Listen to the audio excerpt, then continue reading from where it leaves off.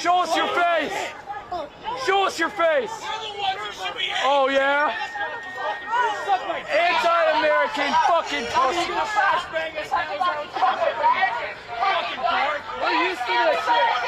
We're really good at this!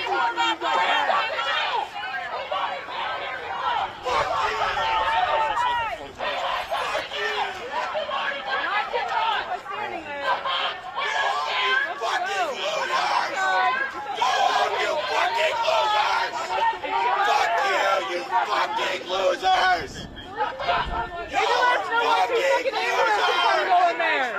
What are they going in there for? Because I know it's not for your dumbasses. Who's it for? You fucking losers! What are y'all doing? You are such fucking losers! What the Fuck you! Fuck you, you scared little bitch! Fucking losers! Fuck you! Fuck you! Like, y'all know it's fucking crazy what you're doing, right? You know this is crazy, because none of us are laughing. Because it's serious as shit. Y'all laughing at it. Y'all know it's a sellout. You're a sellout for a paycheck. Insane. You realize that? Fucking insane.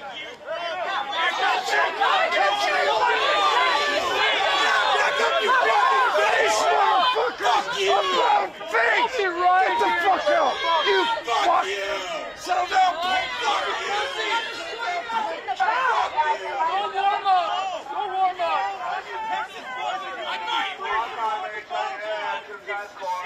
You guys should really just pick a hobby. Doesn't want you here.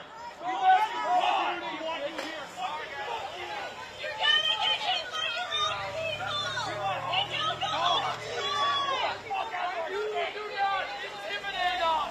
Look, the little one's hiding in the back. We will not put up with that. Stay at one, stay at twice. We will not put up with that. Stay at one, stay at twice. We will not put up with that. Stay at one, stay at twice. We will not put up with that. Stay at one, stay at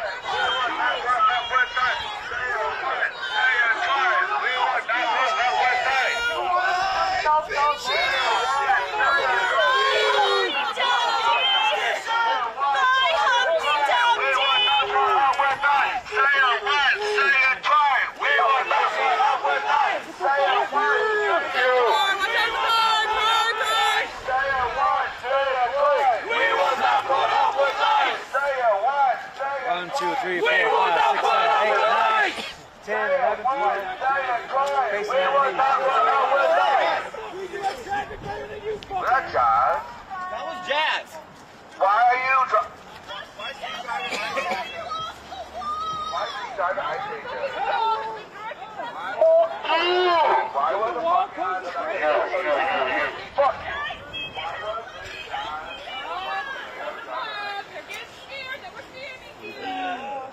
Okay, oh, you're scared. You guys are getting scared. You guys are such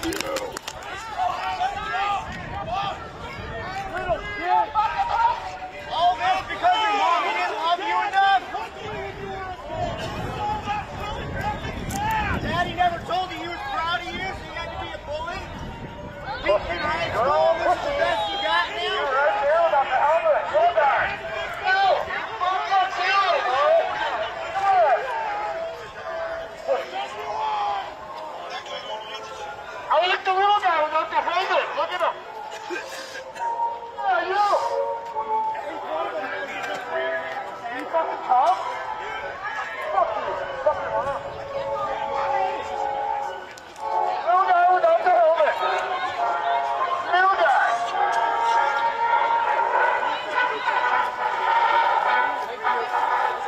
New guy.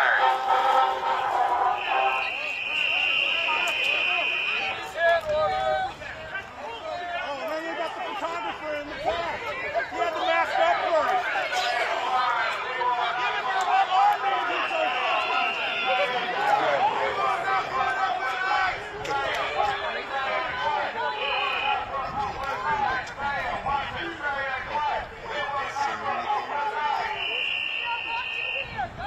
Can't put me down, motherfuckers! Fuck you! Right there! Far right!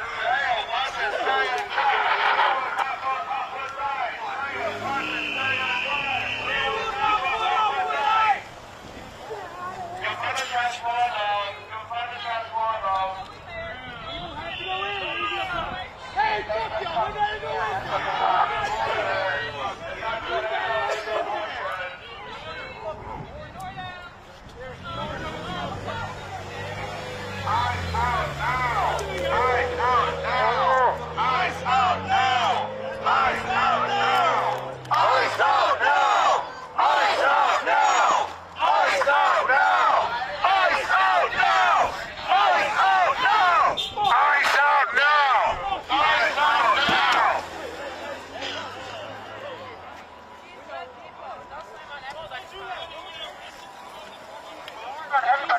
What are they doing to this red truck, though? Are we paying attention? What are they doing? Because they do that to everybody else that enters. What the fuck are they doing?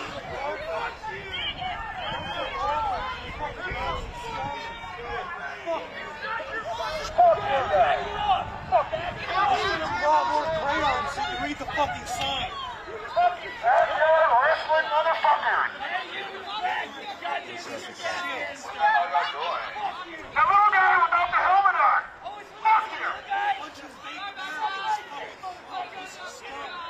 Little bitches. All right. Little fucking government bitches. Get back. Get back. I'm on your fucking ass. Fuck you. Fucking small. Fucking Fuck back. fucking serious. Take your mask off, you fucking pussy. Fuck you. Get your mask off. Come on.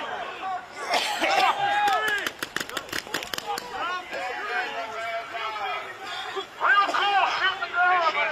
What's your bitch? Here I am.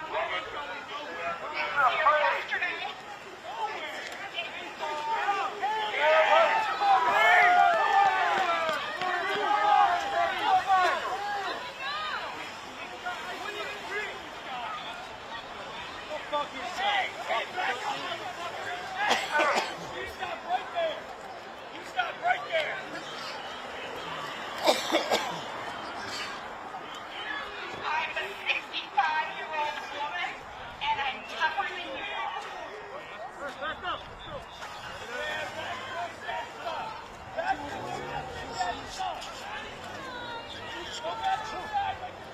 We are right here.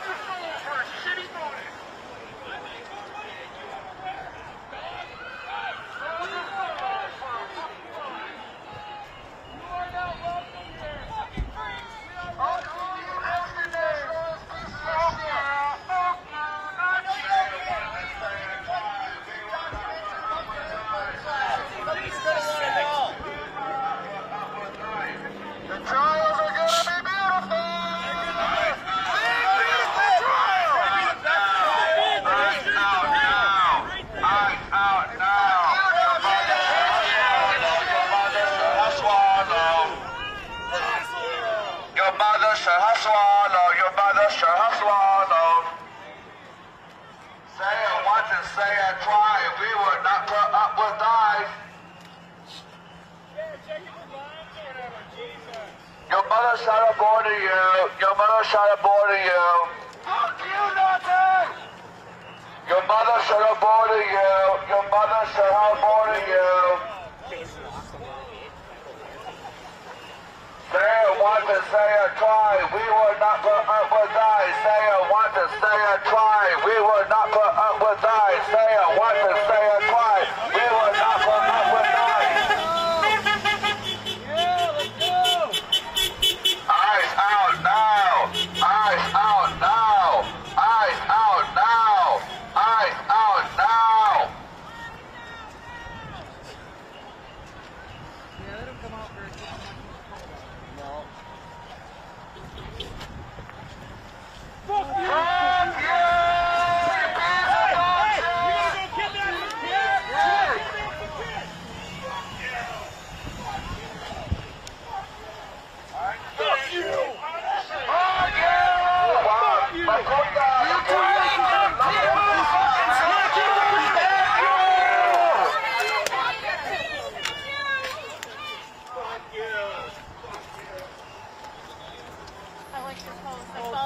So much. What's your name? Liz.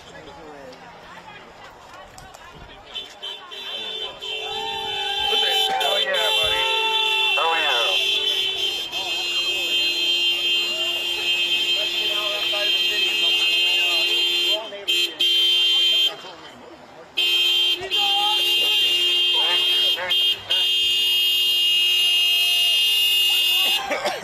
Good job. Well done.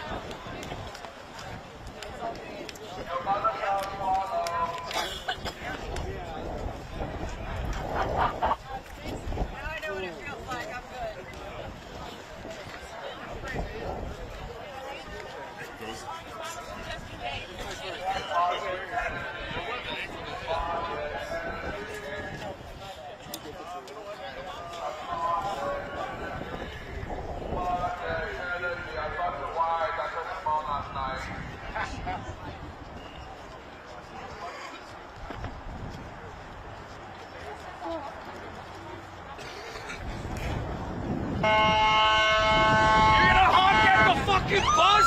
You piece of shit!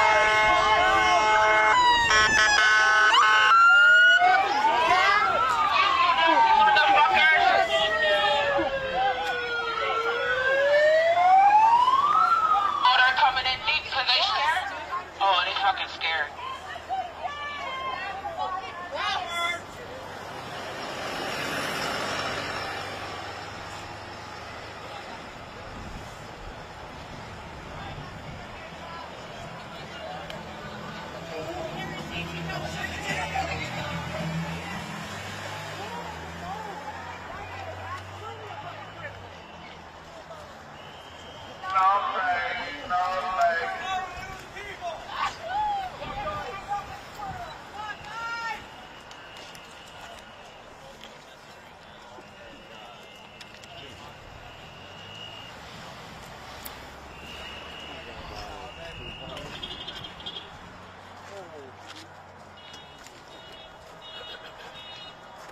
So here's a question for you.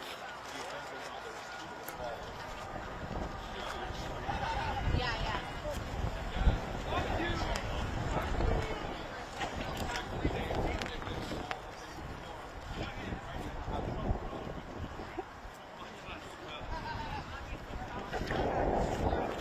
am protecting the Constitution. I am protecting my flag. I love my country. I hate you. Yeah, no, just, I mean...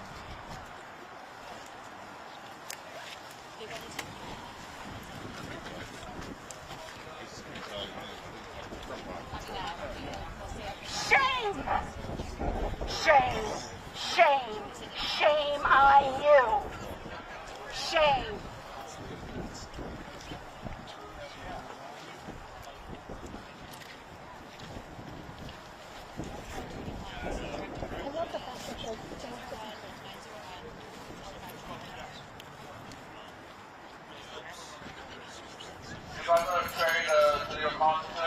Hi, Daddy. I took a Subway sandwich. I took a Subway sandwich away. Sorry. I smushed it. Hi, Daddy. I see your car. Sorry, I smushed a Subway sandwich. It was nasty. Are you on your lunch break now, smoking a cigar? Fuck you, coward. Is that what you do every day? Smoke cigars?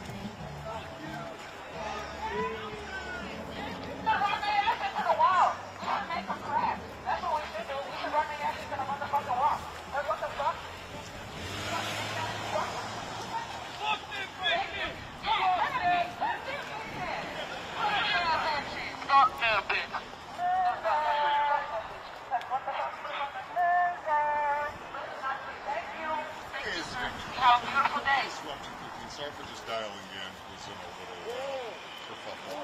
Your mother sure has swallowed. Your mother sure has swallowed. Yeah. It's not too late to abortion. Got shot a couple times. Fuck you, fuck you, fuck you, fuck you, fuck you, fuck you. Dumb bitches. We don't give a fuck that it's winter. We're still gonna mess around. How about you? Vaccine with license plates. That's really fucking concerning. How about you? Fuck every fucking thing. Does that not tell y'all something? I'm literally examining the fucking license plates. And they are literally out of state from every fucking...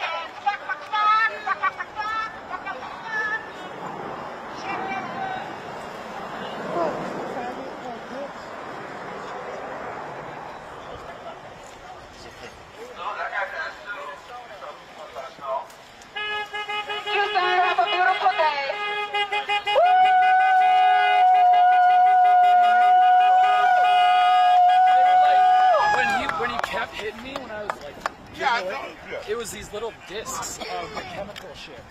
I don't know. Ice out now! Ice out now! Ice out now!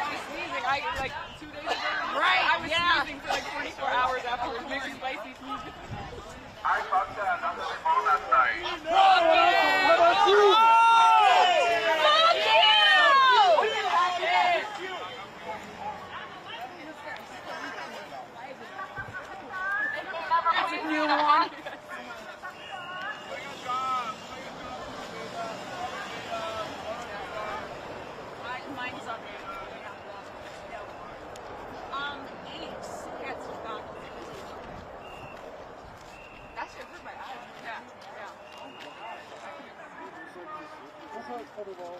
Safety call. Huh? Sorry. Yeah, safety call.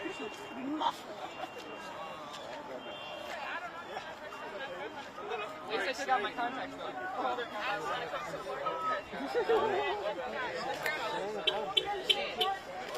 Huh? Yeah, that was my phone.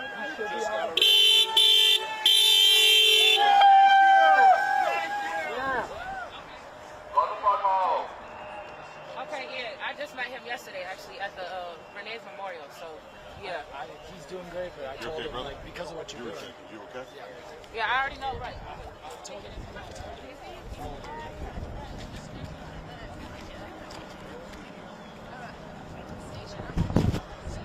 So what the fuck I do? I just got it. I mean, if I'm not out, I would say I was in jail. Loser! Fuck you! You motherfucking loser!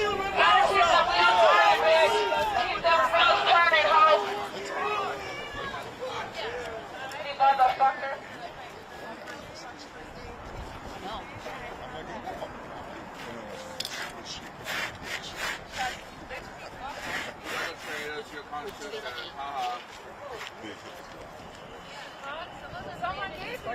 Brian's good to stay up with Ooh, faster. Drive faster.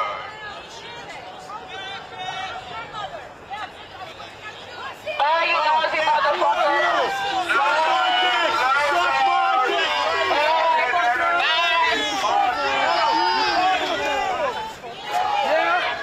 These are our streets!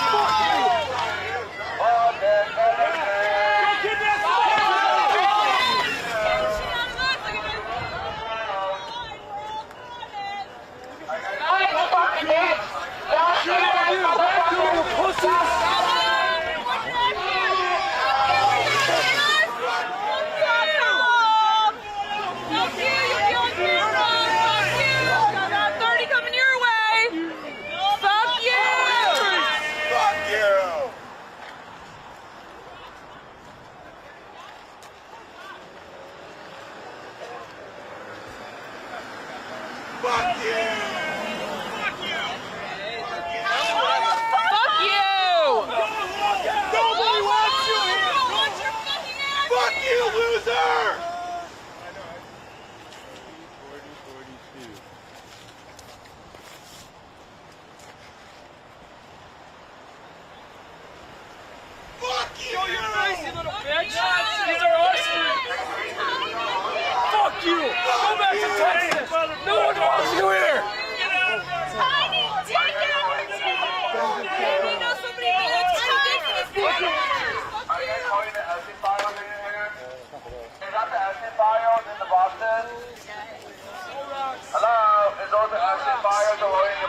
Not yet.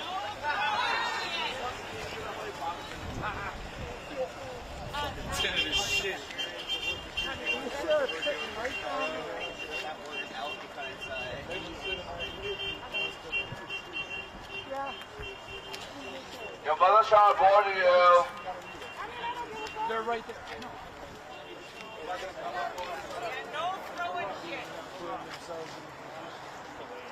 They're looking for a reason to come beat us up. Battery's good.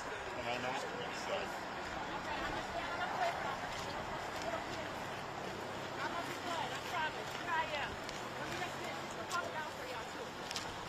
Because I already said if I throw rocks, I'm going to fucking jail. You see the color of my fucking skin? What are they going to do to y'all?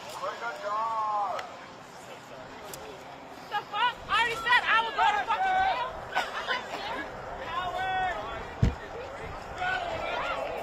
Renee was shot in the fucking head. What the fuck?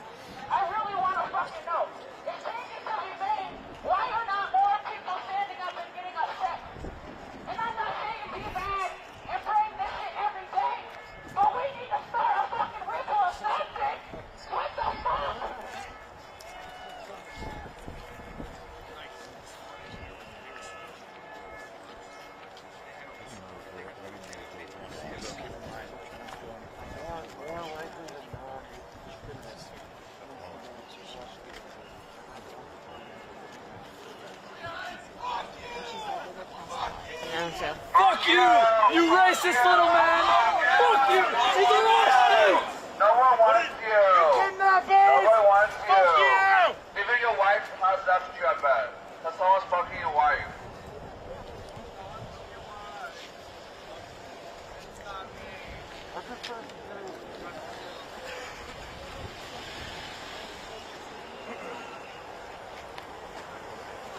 I'm proud of what I'm doing. How about you? Is the paycheck worth it?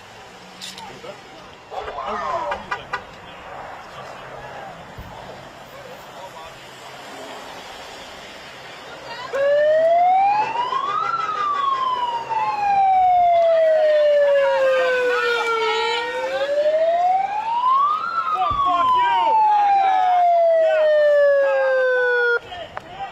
Eat shit, bitch. Eat shit.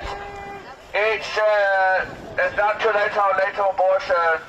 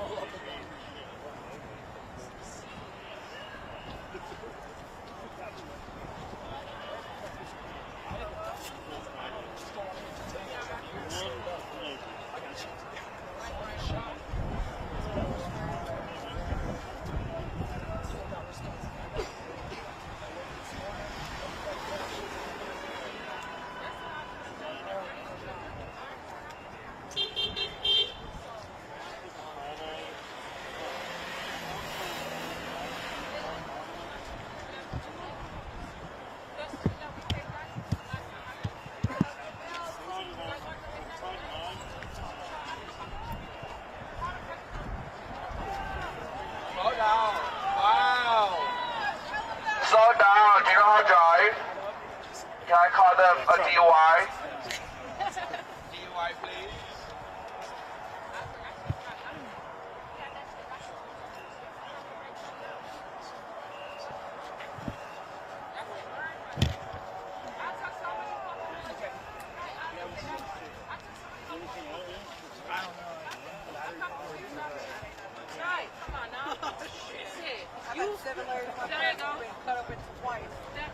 You got fucking mental health or depression, this is nothing.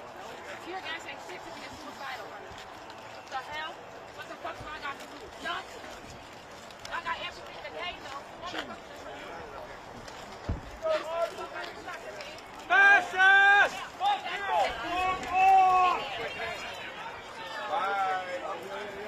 We don't pay taxes here.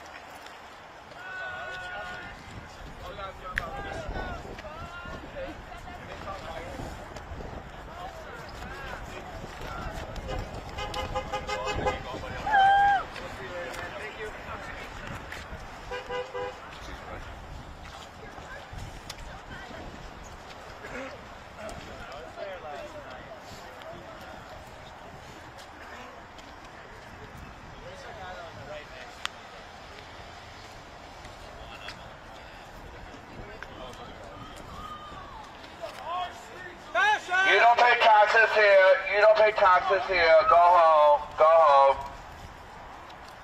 Your mother shall swallow. You give hand dogs a bad name. You're doing this to your own community. It's not their community. Loser! Loser! Oh look, he's gonna tell us to get on the street. Oh look, the fat ass man's gonna tell us to get on the fucking street now. The fat fuck's gonna use his megaphone this time. Now I'm proud. Okay, Daddy, do it. Do it what your mom gave you. Come on, Daddy. I know you want to talk to me so hard now.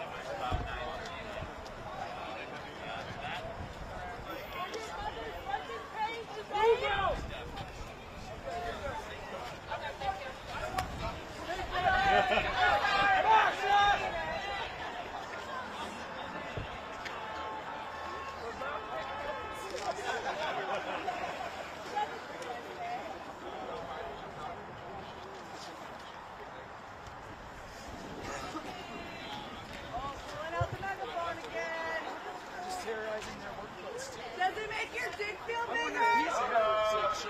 I bet it makes your dick feel bigger.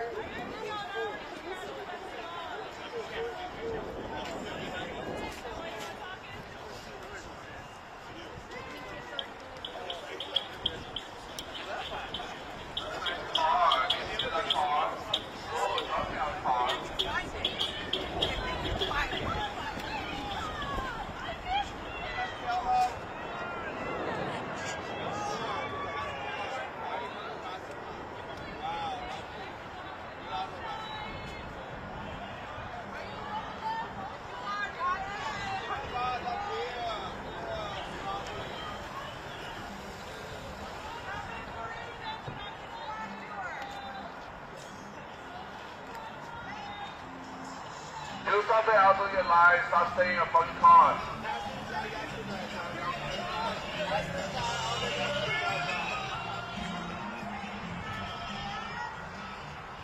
It's okay to be gay. You can come out now. Grinder's crashing because of you. Grinder is crashing. Grinder is crashing. I'm so sorry. Are you gonna protect Jake's leg on Saturday?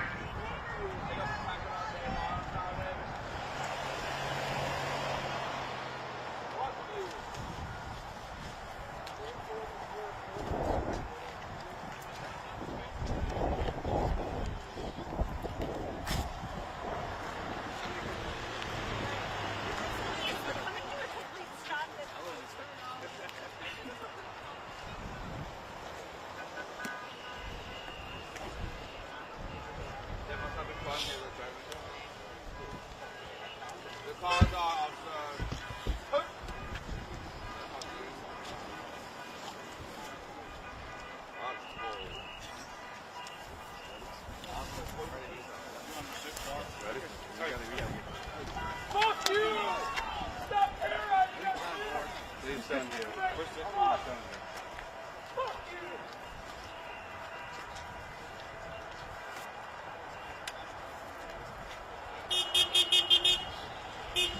These are our streets! We're not going anywhere!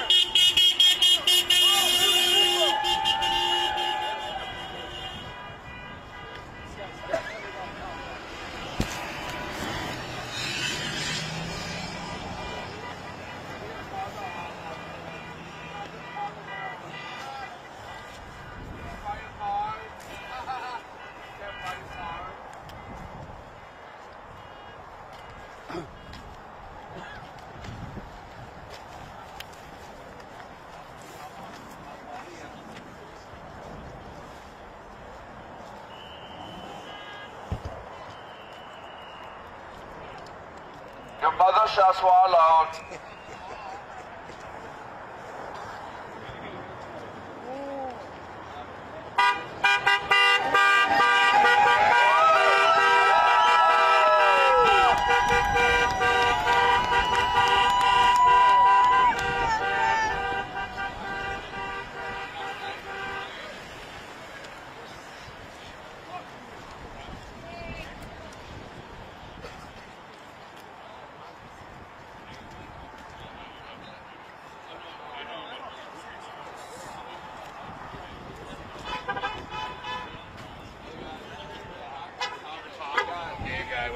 fucking They'll be back on Saturday. Oh, the same dudes? Yeah, Oh. they'll be back on Saturday. It's Jake Lane. And Jake Lane, that's yeah. a fucking name. Yeah. It's alright to be gay. Jake Yeah. Lane. That's fucking He'll be awesome. back on bro. Saturday. That's We'll be awesome. protesting him. Keep it up. I'll be there. Oh I yeah. gotta be careful. I think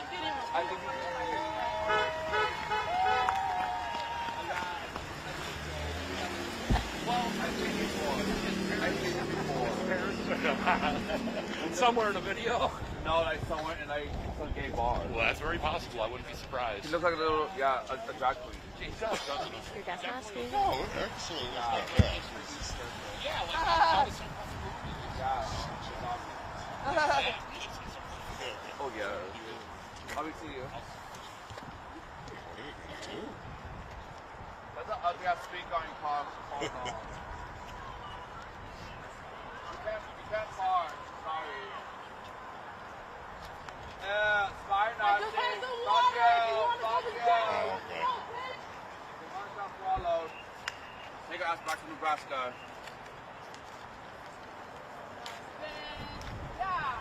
Get out of here. Fuck. Ah, I can't drive that. You already know. Language Canada. Fuck you!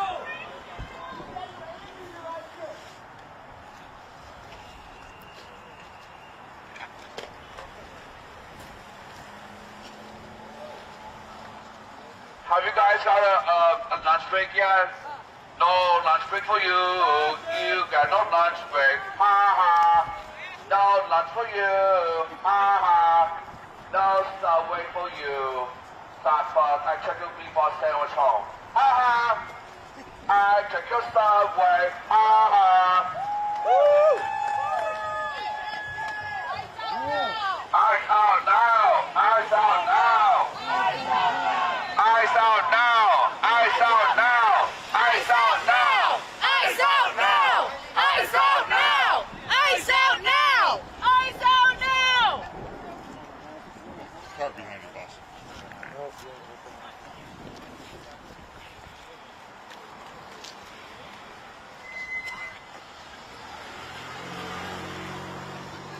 Yeah, that's good.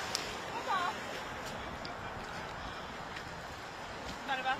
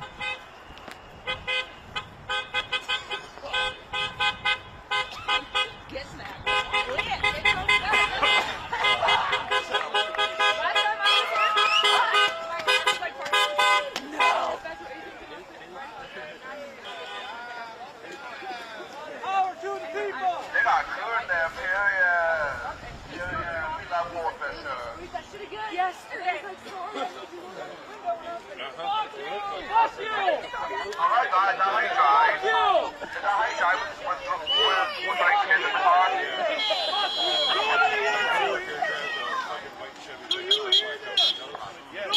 And he's got 681. And he's on protesting with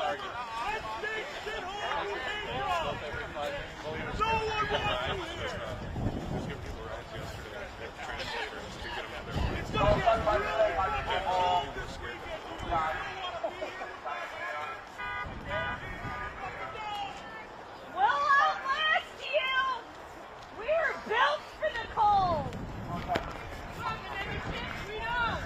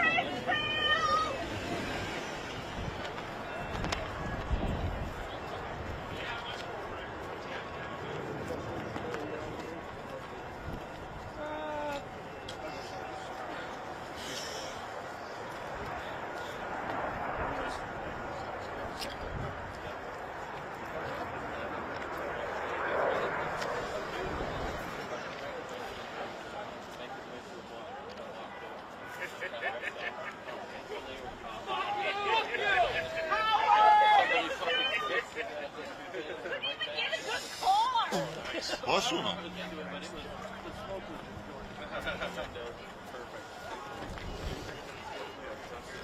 Yeah, I tried to go out and wait from it when they popped out here and the wind shifted.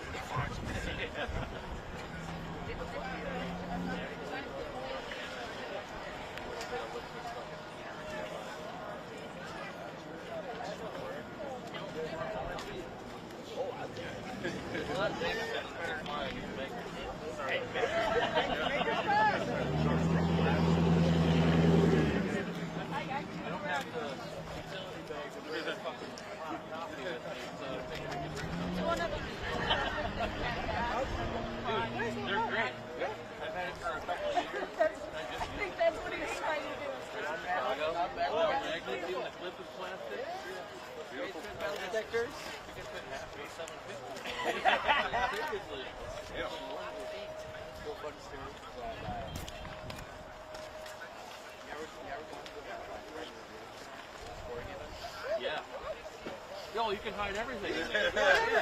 I remember there was Bringing my own hot dog. I do Minnesota United hockey. When they were at UCF, hunting back then. The first game there in 2017 was over the French like wheelchair. Yeah. We got this kid. Well, he can't go through the middle. Obviously, So we got to wave over to the guy with the wand. No, he just looks at his wand, looks at the chair, looks at the wand, looks at the supervisor, like, maybe I do. What should I do? And the supervisor goes, oh, just wand him like normal. And he looks at the wand again like, what is going on? Surrounded by metal. He's like, oh, just go in. All right.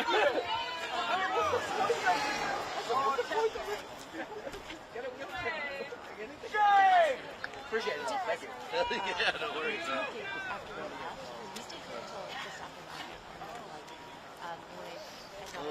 Been down here before? Yeah. That BG on the side.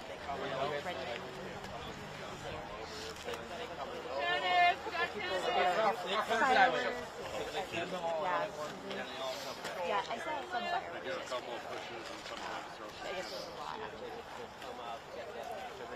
Get the video. Yeah, a couple of pushes.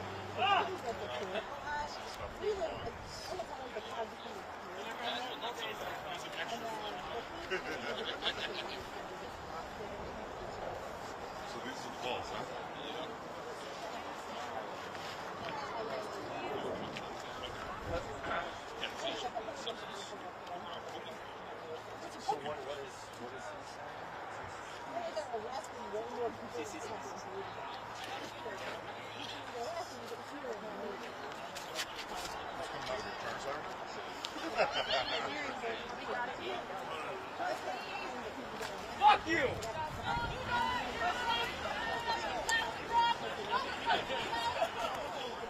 these pop pretty easy or? Yeah, they popped it.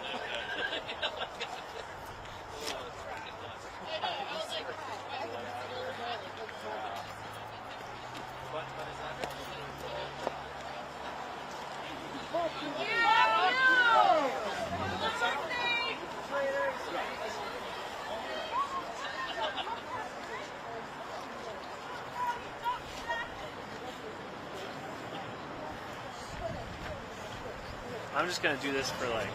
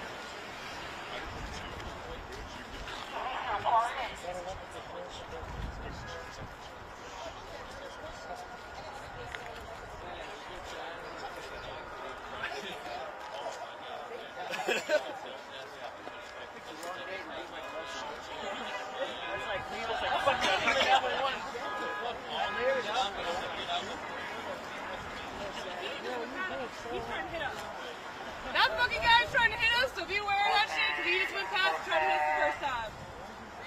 I was gonna take one for the team. He's general public, so he...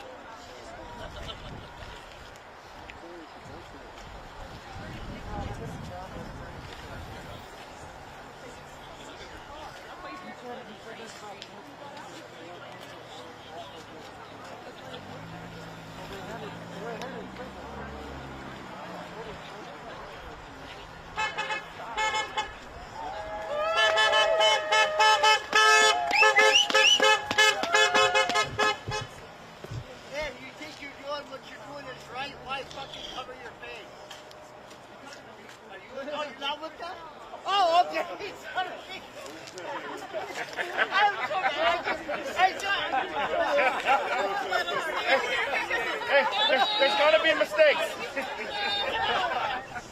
I only wish. It's a warm-up. It's a warm-up.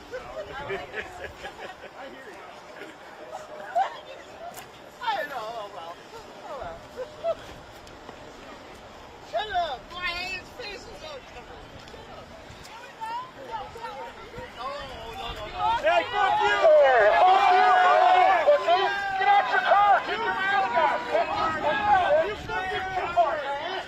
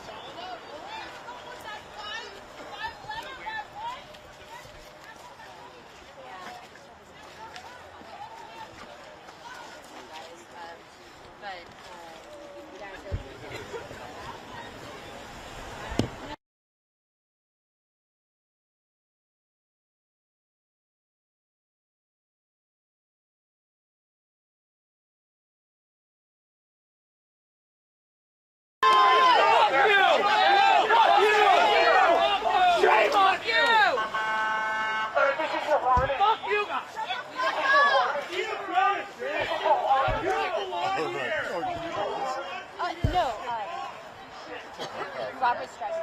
Do you want me to? Take that if you want. Don't bring your show. Didn't hear ya.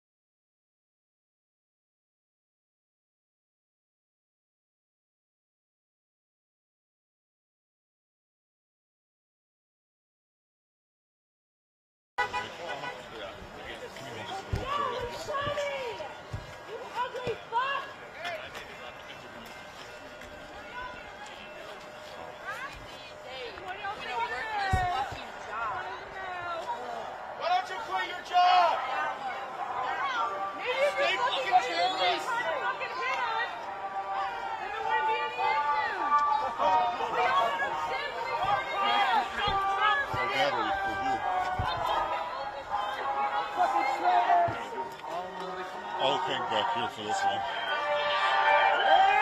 They do that one every like 10 seconds. Maybe what? Every about like 20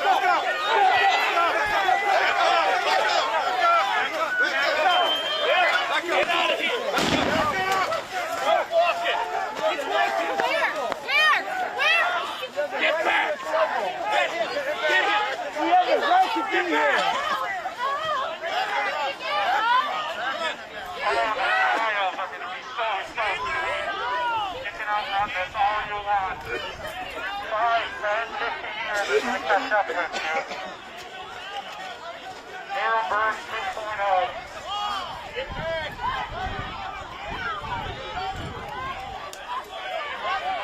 Looks like some of you guys landed got some nice food. You're not slipping the ball on your ass up there. Have the space in the wind. The wind helps take that burn with it.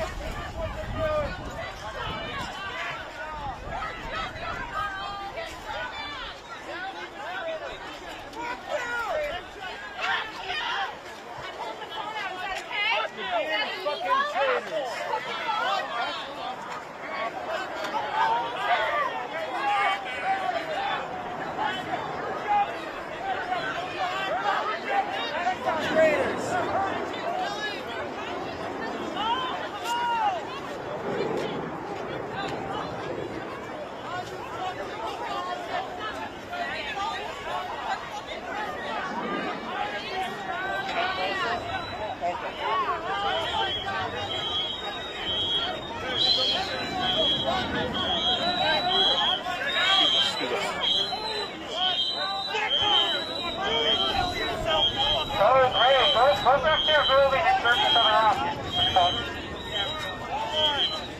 Yeah, go back there. I know you guys are... All of you are traitors! Sleeping at the same time, and all. Hell yeah, bro, that's right so long.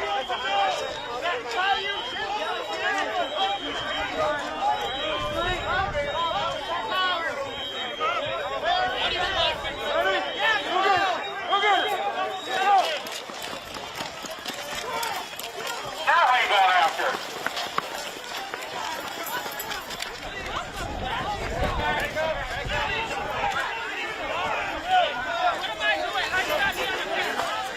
Go back up, back up, back up! Back up! Back up! Back up!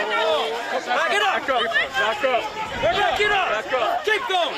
Get in the street! Move! Move! Back up! You bring shame. Get in the street! You bring shame. I'm on the fucking street, man. Fuck you. You bring shame on all of your families, and your families know about you. Every single one of you. You will all be held accountable for this. You have all your names and your addresses. You know who you are.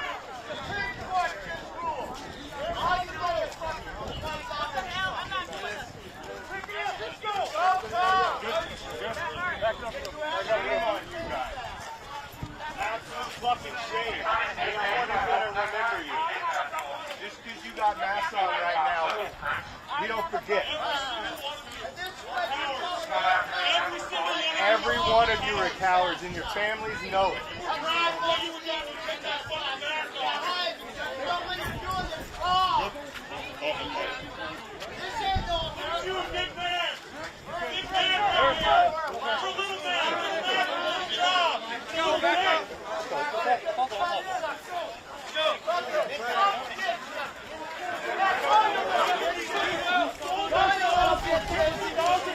Go try and hold up your truck. Go back your back off.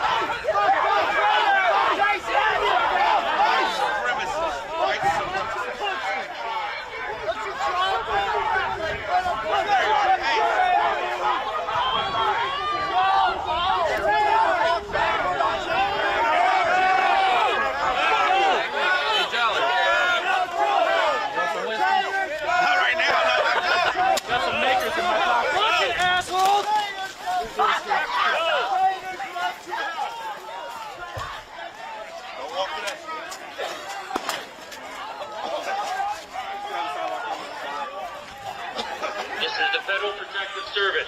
You must stay clear of the road and not interfere with the federal government doing their business. Stay out of the road and on the sidewalk.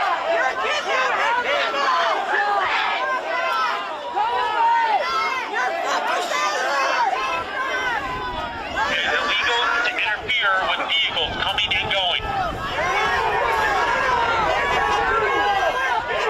Stay out of the road. You must not interfere with vehicles.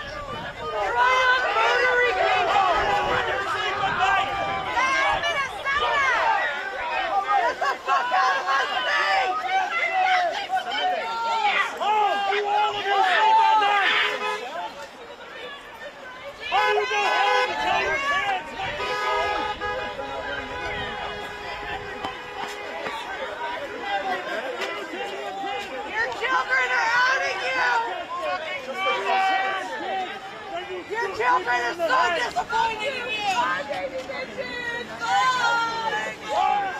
Go away!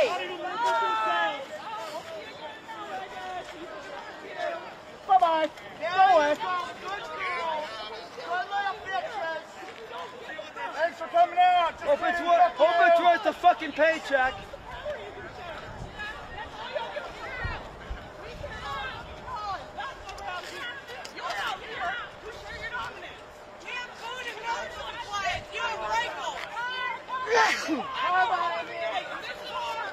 These guys aren't even aware of what's going on. Watch out, car. Car. Oh. Hey, Car. hey, Oh, sorry.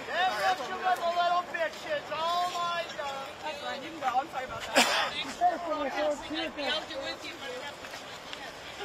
Thank you. Sorry. that's called courtesy. Fucking traitors! You're part of a private fucking army.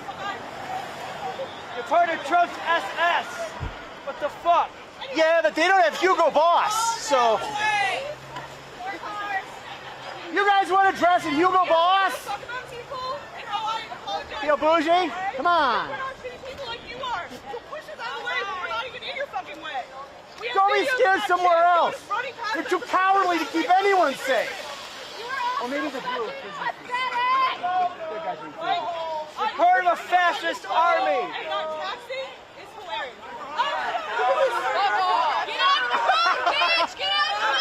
It is unlawful to hand your hand to hand.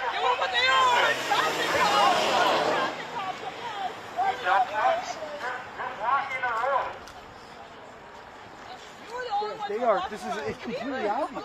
That was nasty. The worst of the worst. You guys should really join the army. I hear be all you would never be. Fuckers. Get out of here, cowards. Shooting people. You ain't got shit!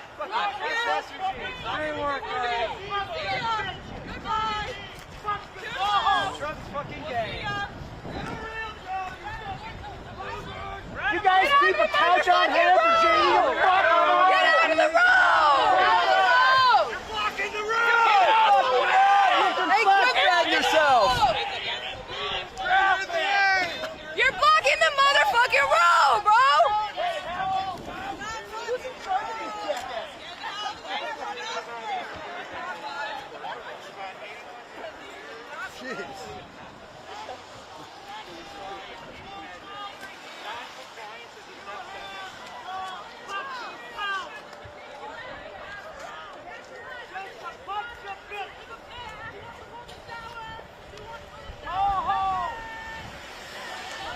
You guys got a real situation on your hands here.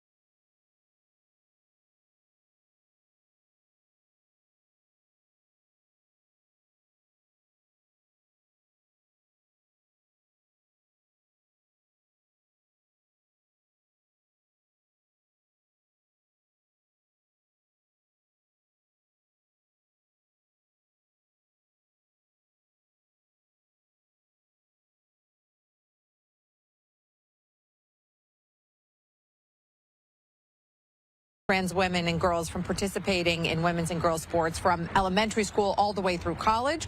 And then there's one out of West Virginia where there the legislature banned it in public secondary schools all the way up as well. So a question is how exactly the court may do this. And of course, we never know exactly what the court's going to do. But gleaning some insights from the questions that were asked today, it looks like a majority of the justices would be hesitant to stop states from banning trans athletes from participating in women's and girls sports. Most notably, I would say Justice Brett Kavanaugh, who can often be key to having a majority on this Supreme Court, said, why would the court get involved when states are still making these decisions, especially right now where he says the scientific evidence is still uncertain. Both sides are arguing they've got scientific evidence on their side. So Justice Brett Kavanaugh saying, why would we jump in the middle of that?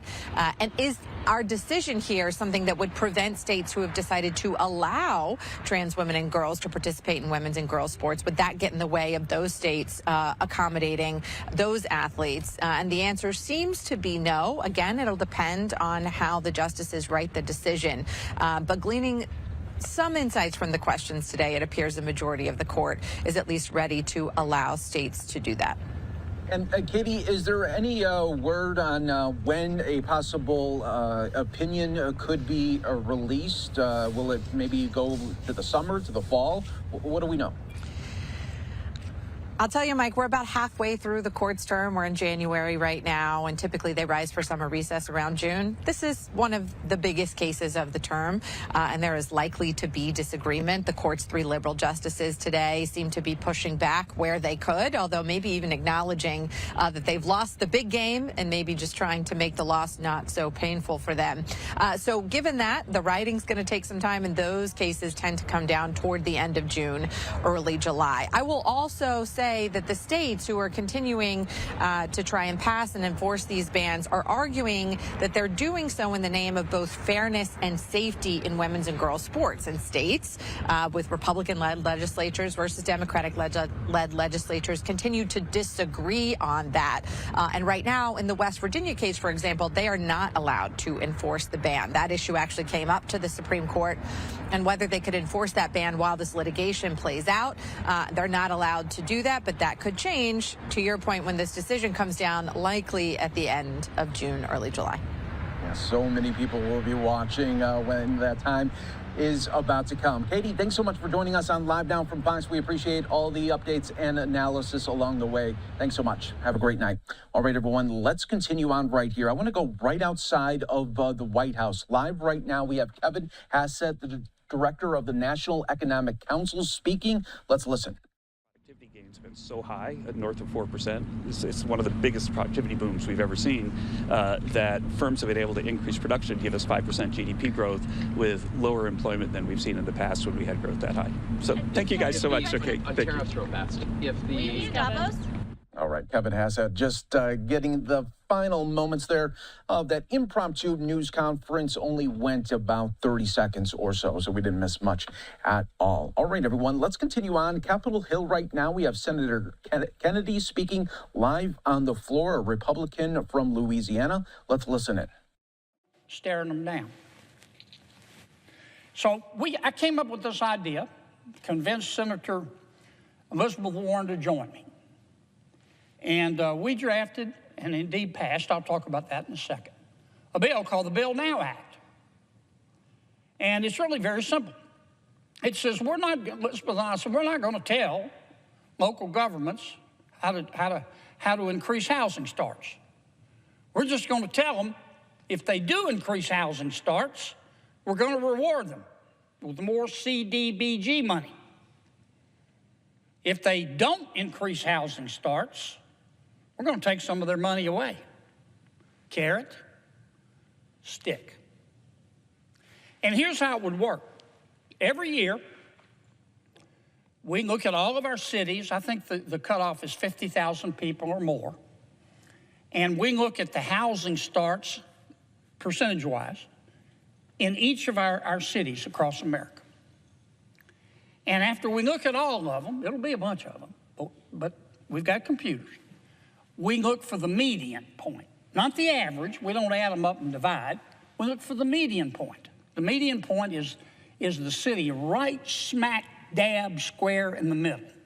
Half of the cities have increased housing starts more, and half of the cities below the median have increased housing starts less. So that's our starting point, the median. Let's call it 4%. If our bill were in effect, and next year, the median, you can call it average if you want, the median is 4%. If you're a local government and you met 4%, you get all your CDBG money. Good for you. You get a gold star.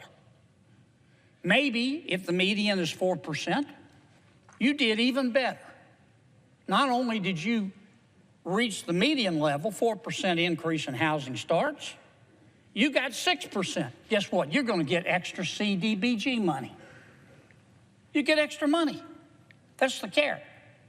Now, you're thinking to yourself, there's a catch here somewhere. Okay, there's no free lunch. Somebody tells you something's free, Anything that's free, somebody had to pay for it. Somebody had to work for it. Here's the catch. We're going to get that extra money to reward the cities that increased housing starts above the median. We're going to take it from the cities that don't, up to 10%. Now, what does that mean? That means we're not going to tell them, we're not going to tell our friends in local government whether to increase housing starts or decrease. And we're sure not going to tell them how to do it. They don't have to do a damn thing if they don't want to. But if they do increase housing starts, they're going to get extra money from the federal government. And if they don't, they're going to get less. And it will work. Others agree with me. Senator Warner and I passed the Build Now Act unanimously out of the Banking Committee. Every Democrat, every Republican voted for it. Then it came to the Senate floor. Every member of the Senate, every Democrat, every Republican said, we like it. We'll take a dozen of these. They liked it so much. My colleagues liked it so much. They made it a part of the NDAA, the National Defense Authorization Act, which, as you know, is a bill we have to pass every year. And housing was not directly relevant to the NDAA, but under the rules, my colleagues liked Elizabeth and I's bill so much, they said, let's put it on the NDAA. And we did. Flew out of here. Then it went over to the House. And we started negotiating the NDAA because the House passed its version of the NDAA, and we had passed our version of the NDAA, and they weren't the same, so the people in charge of the NDAA from the Senate sat down with the people in charge from the NDAA in the House and started negotiating the final product.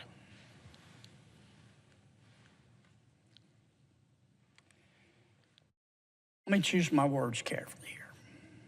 And there were a couple of folks on the House side, for whatever reason, decided to take our Bill Now Act out. And they did. Despite the fact that every member of the Senate was for it, and a lot of House members. And I'm not going to kid you, I was upset. I called that person and those handful of people I called them an epithet that ends with the word whole. I did. But I didn't, I swallowed it. I took it, so that's the legislative process. I took it full in the face, went home, had a beer, petted my dog, tried to get over it, lived to fight another day. It was stupid, but they did it. But we lived to fight another day. Now, when moms and dads lie down to sleep at night and can't in America today, I can tell you one of the things they're worried about is the cost of living. And part of the cost of living is the cost of housing. And this bill will work, and it would have worked, and it would be law right now. But that was then. You have to look to the future. Mr. President, if you're listening, please endorse this bill. To my friends in the House, please bring this bill up and vote for it. It will work. We've been jawboning and talking about, oh, you know, it's the cost of living. It's some say it's fake, some say it's not, some say we're doing better. We are. Well, things are better, but they're still not well. And this bill will lower the cost of housing in America. And it'll do it under basic principles of free enterprise. You can write this down and take it home to mama. All things being equal. If you increase supply and demand stays the same, price is going to go down. It'll work. So I hope my friends in the House will take these comments in the spirit in which they were meant, and they will pass Senator Warren's and I's Bill Now Act. And I hope the President is listening, and he will endorse it. Because I'm going to repeat it again. This is America. Owning a home is the American dream. A satisfactory home is not a refrigerator box behind Outback. The American people deserve better. Mr. Chairman, what would you like me to do next? Yield the floor? Quorum, ask for a quorum? I think I'll ask.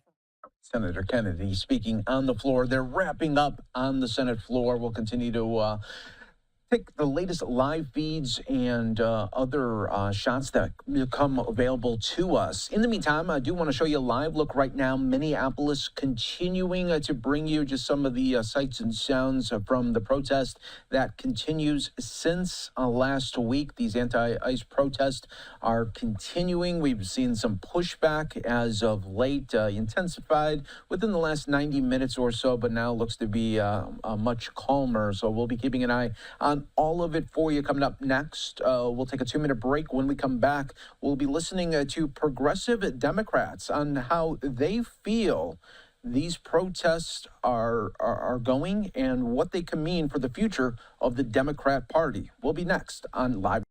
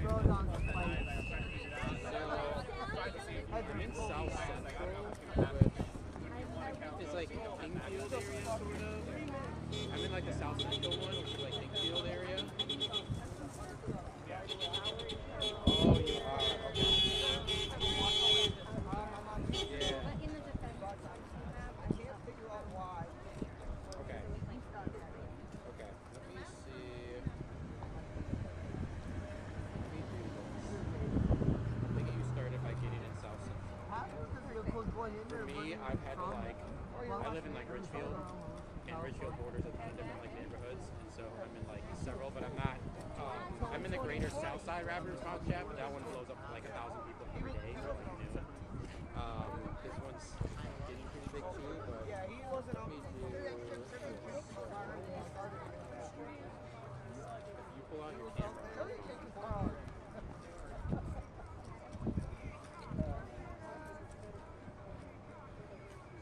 no, you're good. A link should show up. I don't even know. Well, maybe.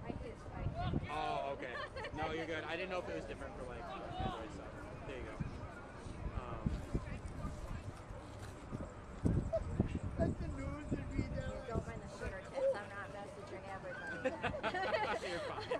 partner and I got on it. We were like, we got to figure out how this thing works. Yeah, absolutely. You gotta test it out. It's up. I don't know if it's like this in Phoenix, but like up here it's hard because a lot of the like Spanish-speaking Latino communities exclusively use like WhatsApp. Okay. And then like a lot of the other neighborhood rapid response are using Signal, and sometimes there can be like a delay in like the time of messages being sent because we'll get fed like screenshots from people that are in WhatsApp trying to screenshot over. So. And I will. I'm literally working on it. Link error. Let's try again.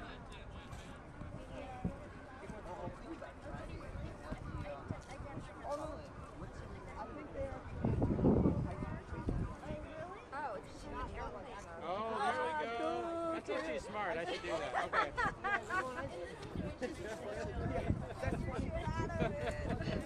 Okay. It's like, okay, so airplane mode is working.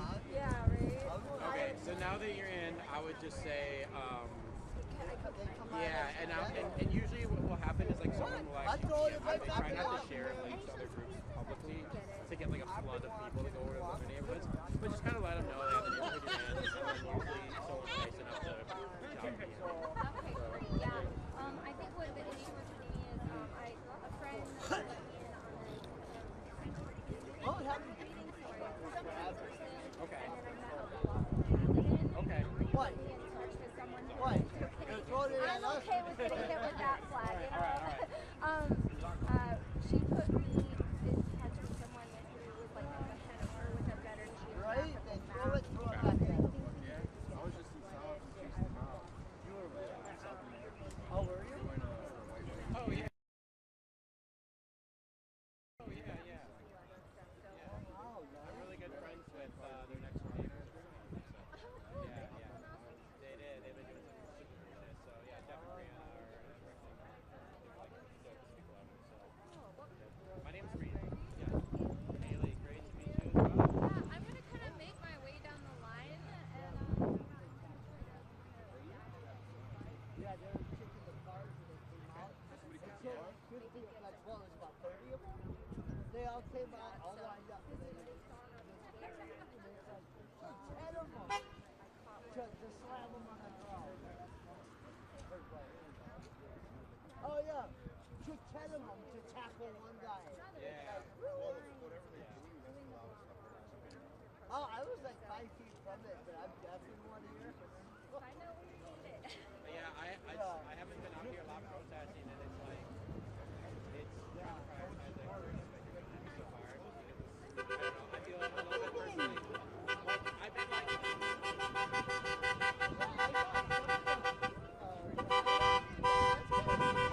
I've been out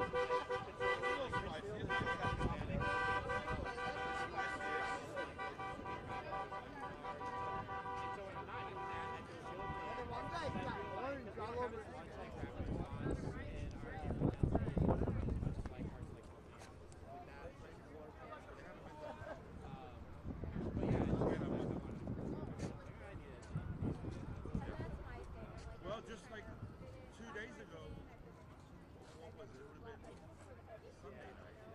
Yeah, Sunday night. One of the it does help you to burn out. Yeah, great to meet you as well. For sure, absolutely. Yeah, you as well. half an inch up, she's blonde.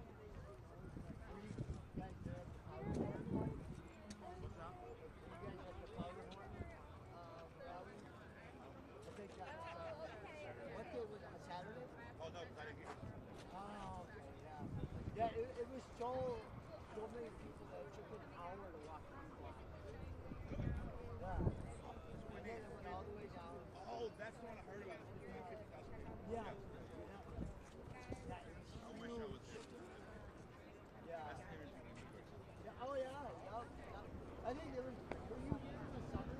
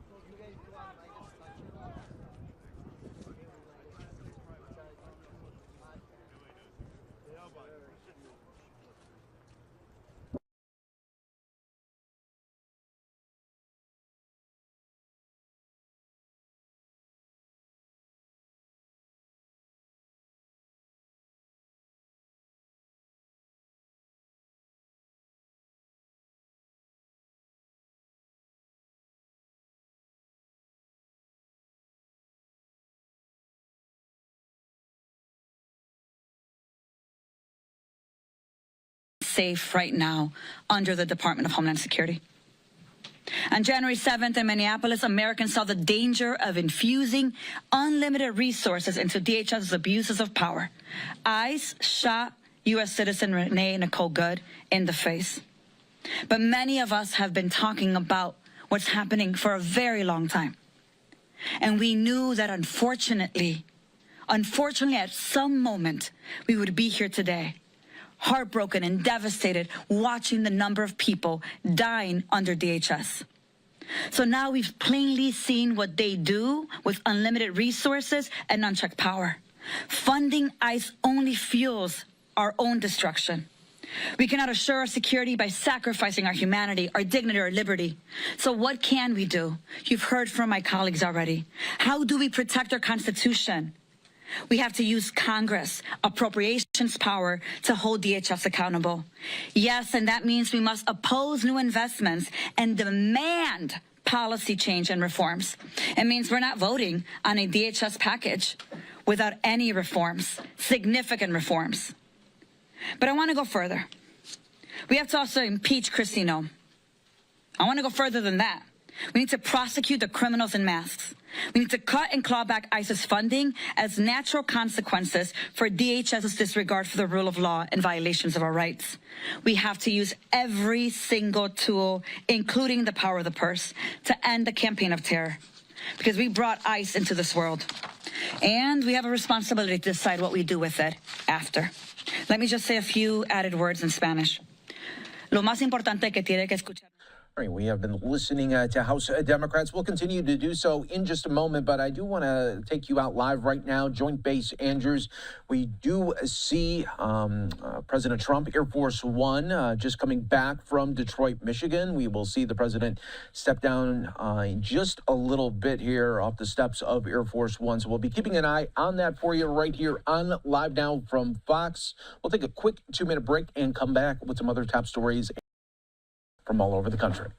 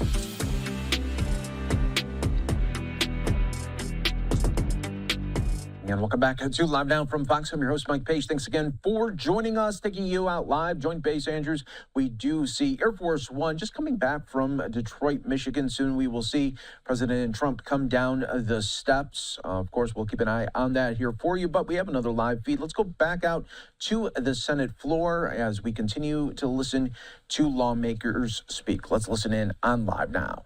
Senator Merkley. He has been a partner to work with on this committee. Again, we don't always see eye to eye on the issues, and one wouldn't expect us to, but we are able to work through those areas.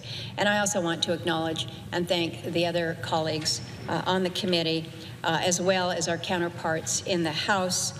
I think we built a good bipartisan bill, and I think that the support that we have seen by way of the votes are proof positive of that. We had a 26-2 vote in committee last summer, and then after weeks of bicameral negotiation, our colleagues in the House passed this minibus last week by a resounding vote of 397 to 28. So pretty strong, actually pretty powerful. And then to have received the endorsement from the president with his statement of position endorsing this three-package bill was also very much appreciated. And as I say, I absolutely appreciate the work that went into the CJS and the energy water bills. I certainly support them. But this afternoon, I want to direct my comments to the Interior bill as we begin the debate. Overall, we prioritized fiscal responsibility, cutting a total of $1.9 billion. This is to cut our spending. We also met the needs and met member requests across its many accounts. We also reformatted as we updated our priorities for this fiscal year, reflecting a new administration and the majorities here in Congress. I think that we restored balance in some of the key areas of our bill. And the result is we have a measure that will strengthen our energy security, our mineral security, and our national security. It will continue to facilitate clean and safe drinking water. This is a priority that so many of our colleagues have emphasized. It will protect our public lands, and it will ensure that we are as ready as we can be for the upcoming fire season. For example, we provide funding so that agencies like the Bureau of Land Management, BLM, have greater capacity to issue permits for energy projects. We have included robust funding for mapping and minerals-related work at the USGS. And we've also provided funds to bolster development and staffing out in our U.S. territories. They are a long ways away, most in the Pacific, very crucial, very key, but oftentimes they're overlooked or possibly ignored. And so making sure that we've got the critical staffing that we need out there, the folks to make sure that we are poised in our quest to counter China.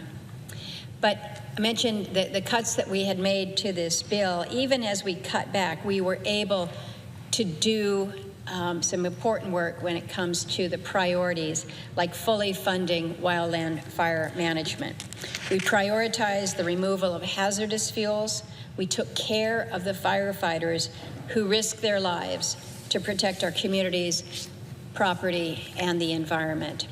And as we have seen year over year, that threat of fire from one end of the country to another is very real. So the effort here is a very important one. We continued to address the threats that are posed by natural hazards. Volcanoes. We just saw another eruption in Hawaii, earthquakes, landslides, and tsunamis. My state has been particularly hard hit in recent years with deadly landslides. But there's other natural hazards that threaten lives and landscapes, and we work to address them in this bill. When it comes to the Payment in Lieu of Taxes program, PILT, we fully funded it. This accounts for those federal lands that reduce the tax base of counties and boroughs across the country.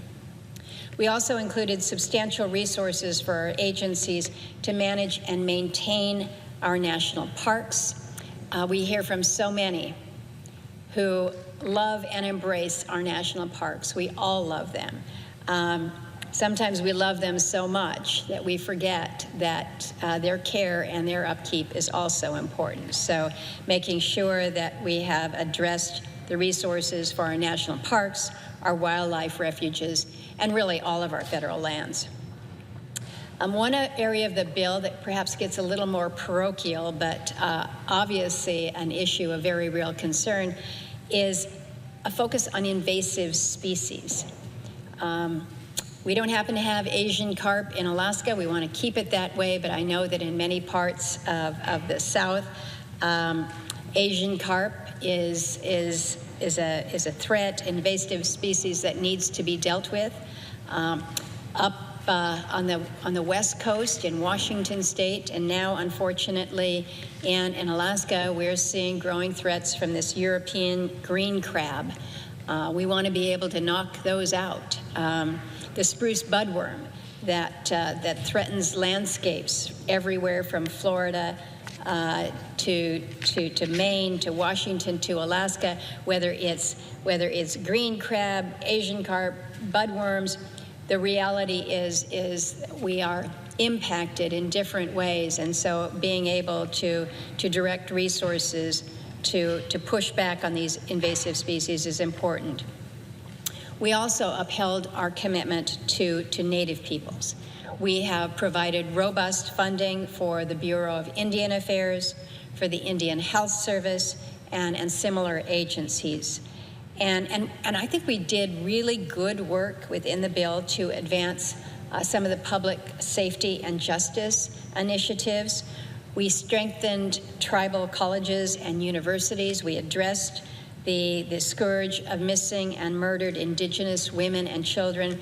So a focus on ensuring the safety of our Native peoples was a priority, but really not just the justice and safety, so many of the other aspects of the well-being of Native people around the country. As it relates to the EPA, I think again, we have a good story to tell here. We did scale back the overall budget, but we kept the priorities in the right place. We fully funded the Clean Water and the Safe Drinking Water State Revolving Funds. That is a priority across the country. We provided robust funding for EPA's efforts in science and technology, in environmental programs and management, with Superfund issues, and especially for state and tribal assistance grant programs. Overall, Mr. President, we address the priorities of dozens of members. All right, everyone, we do want to jump out of that, take you out to Joint Base Andrews. President Trump going to be speaking to the media right now. Let's listen in. So we had great numbers introduced today. We had a wonderful speech in front of great people in Detroit, mostly in the car business, and we're setting records in manufacturing. It's going very well. I think people appreciated what I had to say in terms of the numbers. So we're very happy about that. I'm going back to the White House now. We're going to look at the whole situation that's going on in Iran. It's really bad stuff. Minnesota is going to have to take care of itself for a little while. We have tremendous theft and fraud going on in that state because you have an incompetent governor, grossly incompetent governor, and a corrupt governor. But we'll straighten that out. But Iran is on my mind when I see the kind of death that is happening over there, we think. So we're going to get some accurate numbers. I'll have it in about 20 minutes. We'll get some accurate numbers as to what's happening with regard to the killing. The killing looks like it's significant, but we don't know yet for certain. I'll know within 20 minutes. So, on sanctuary cities, and we'll act accordingly. On sanctuary cities, U.S. airstrikes, if it comes to that, we'll have the result of protecting the protesters. Well, you never know, do you? You never know. Do you think so far my track record's been excellent, but you never know. Do you think it's going to be something kinetic like that, or more like cyber? Or well, I can't tell you that. I know exactly what it would be. We have to make a decision. Sir, but I can't be. Obviously, I can't be telling you. Timeline, yeah, timeline. Sir, Jamie Dimon said today that it's not a great idea to be chipping away at the Fed's independence. Do you think Jamie Dimon's wrong about that? Yeah, I think it's fine what I'm doing. We have a bad Fed person. He was extended by Biden. And, yeah, I think he's wrong. I think it's wrong. He's done a bad job. We should have lower rates. Jamie Dimon probably wants higher rates. Maybe he makes more money that way. On Sanctuary City, sir. Also was talking about the 10% credit card. The House Speaker said that it could have negative side effects if it was imposed through Congress. Are you concerned about that? Have you talked about No, I'm not. I think that people that are paying 28% interest should be protected. We're talking about for a one-year period, but when you have a bank, whether it's Jamie Dimon or anybody else, charging people 28, 32%, 30%, 31%, one case 35%, no, I'll help those people. That's all right. Sanctuary City, sir, in your speech, you said... It's a one-year 10%. Let the people have a break. In your speech, you said that you're going to be cutting off funding for sanctuary cities on February 1st. That's right. What kind of funding? You'll see. It'll be significant. All federal funding? On healthcare, is there something that you can do with insurance companies to bring down premiums like you're doing with credit Yeah, I'm cards? going to meet with the insurance companies, but I want the money to go directly to the people. It's very simple. Into a healthcare savings account, but directly to the people so the people can buy their own healthcare. Mr. President, on Thursday will be the 6-year anniversary of you signing the Phase 1 trade deal with China, the signature on it. Would that deal open Chinese markets to U.S. goods? It protected intellectual property. Can we get back to that? Yeah, we can. We're doing very well with China. I have a great relationship with President Xi, as you obviously know. We're doing really well. We're making a lot of money with China. But can you open their markets to U.S. goods? Yeah, I think so. Yeah, I think it's going to happen. Intel Iran says that it will retaliate in the instance of U.S. strikes against U.S. assets in the Middle East. What do you say to U.S. service members about why it is worth the risk to intervene in Iran? Yeah, Iran said that the last time I blew them up with the nuclear capability, which they don't have any longer. So Iran said that the last time. They better behave. Mr. President, Intel stock is really high after you invested. Are you going to invest more in Intel? Yeah, I like it. So, well, I don't know about Intel, but I'll invest more in other things. So, as you know, Intel came to see me. They needed help. And I said, I'll help you, but I want 10% of your company to go to the United States of America.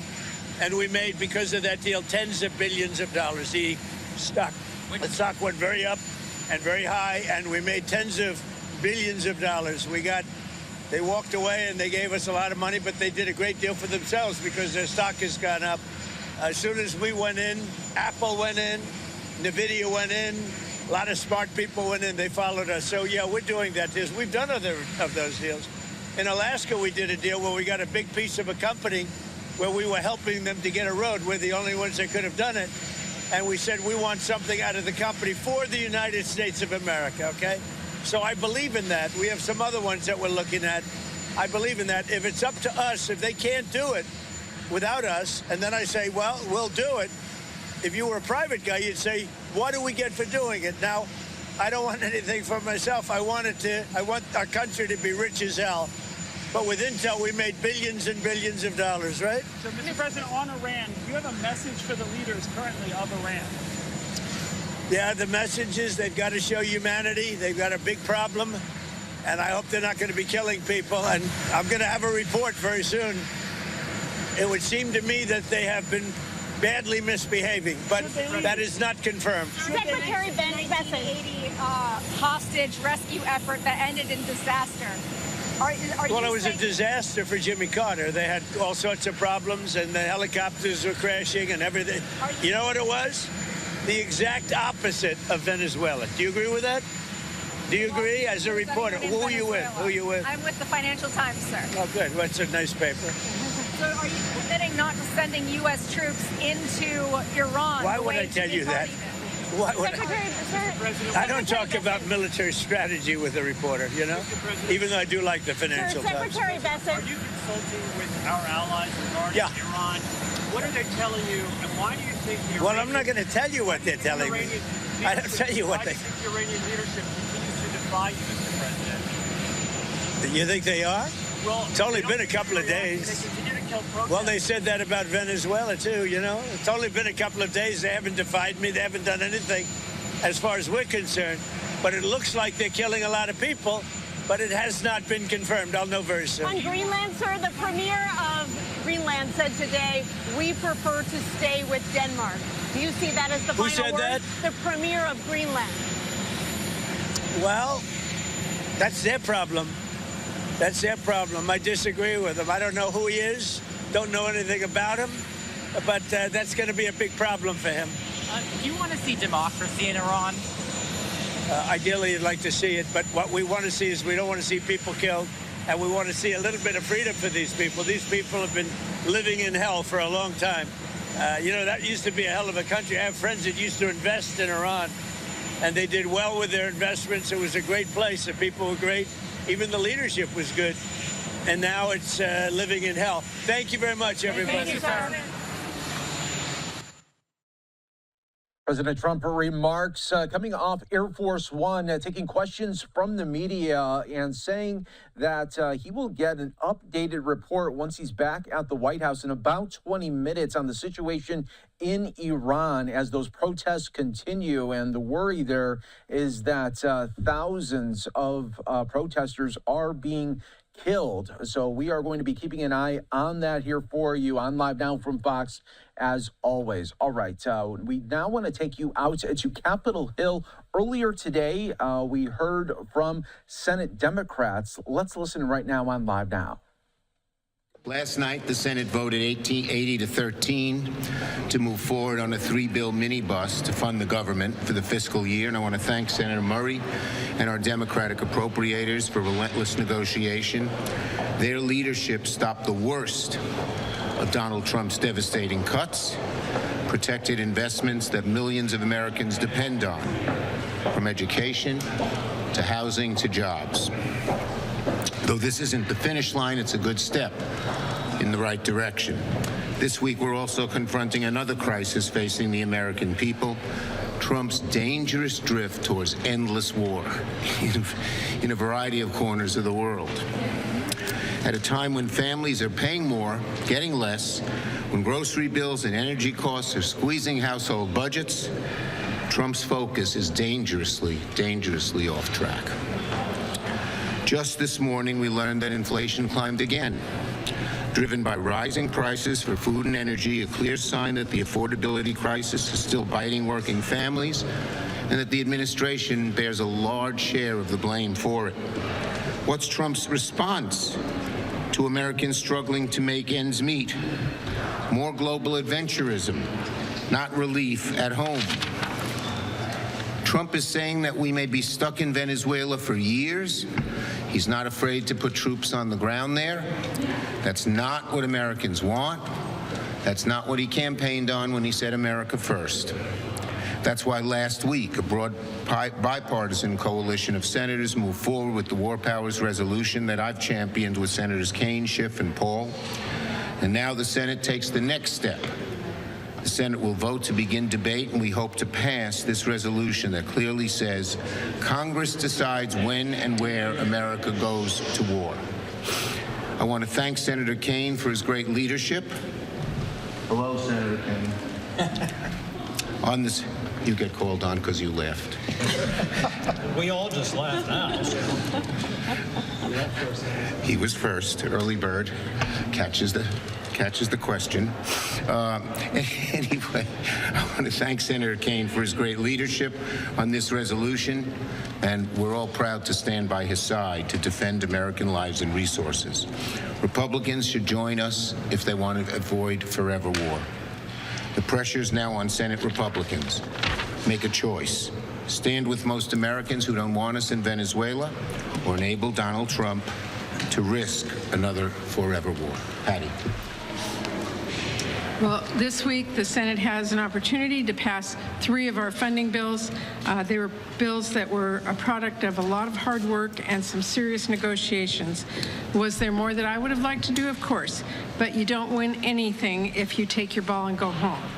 The programs that are funded in these bills are meaningful, and because Democrats were at the negotiating table, we were able to protect resources for programs that families rely on.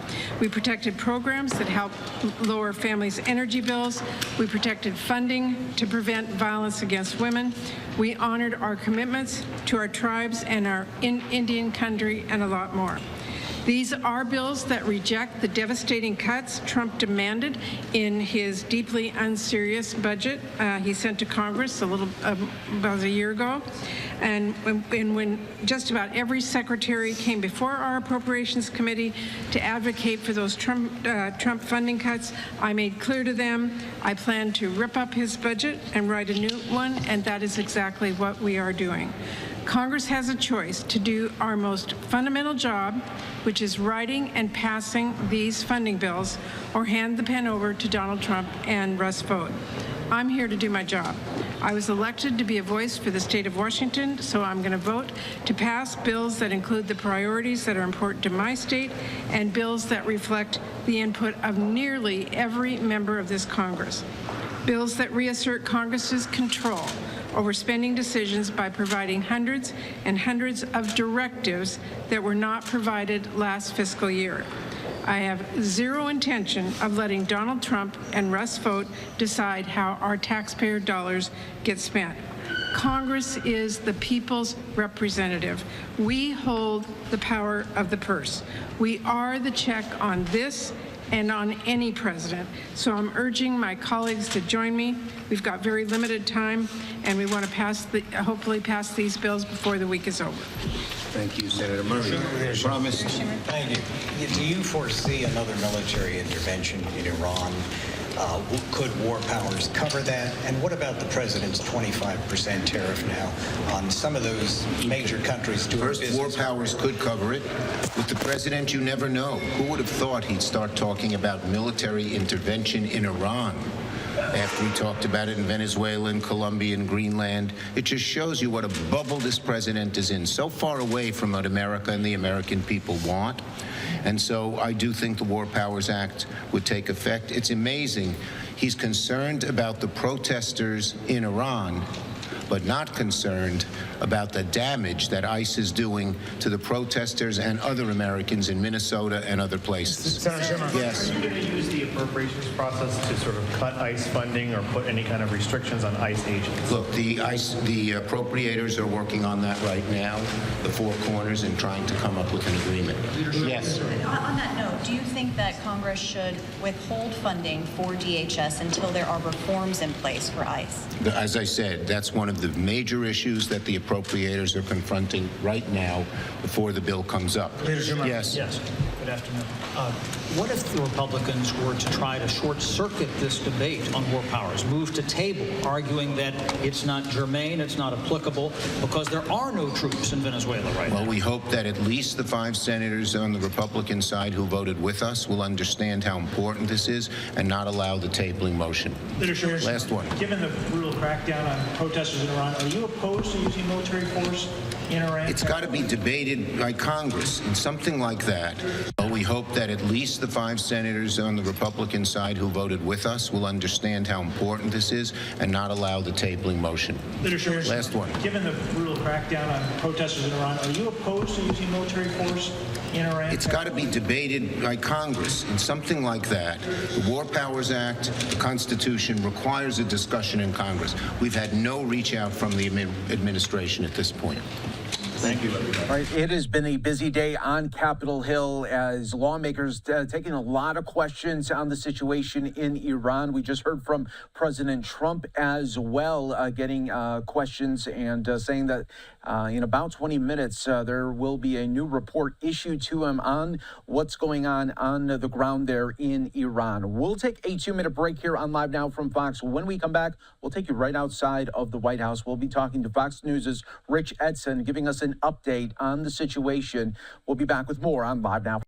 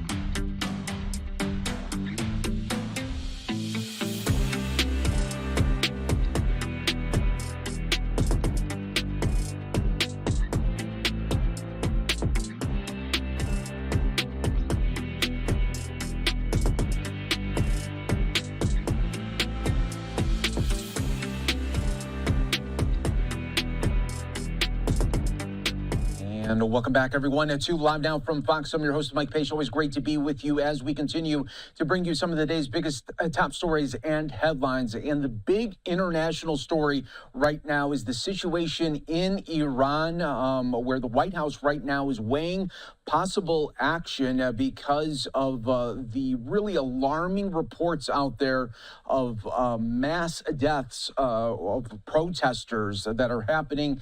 And some of those reports have the numbers into the thousands. We're waiting for more confirmation on that. But let's go right outside to the White House. That is where we find Fox News correspondent Rich Edson joining us here with the latest. And Rich, we just heard from President Trump on this matter.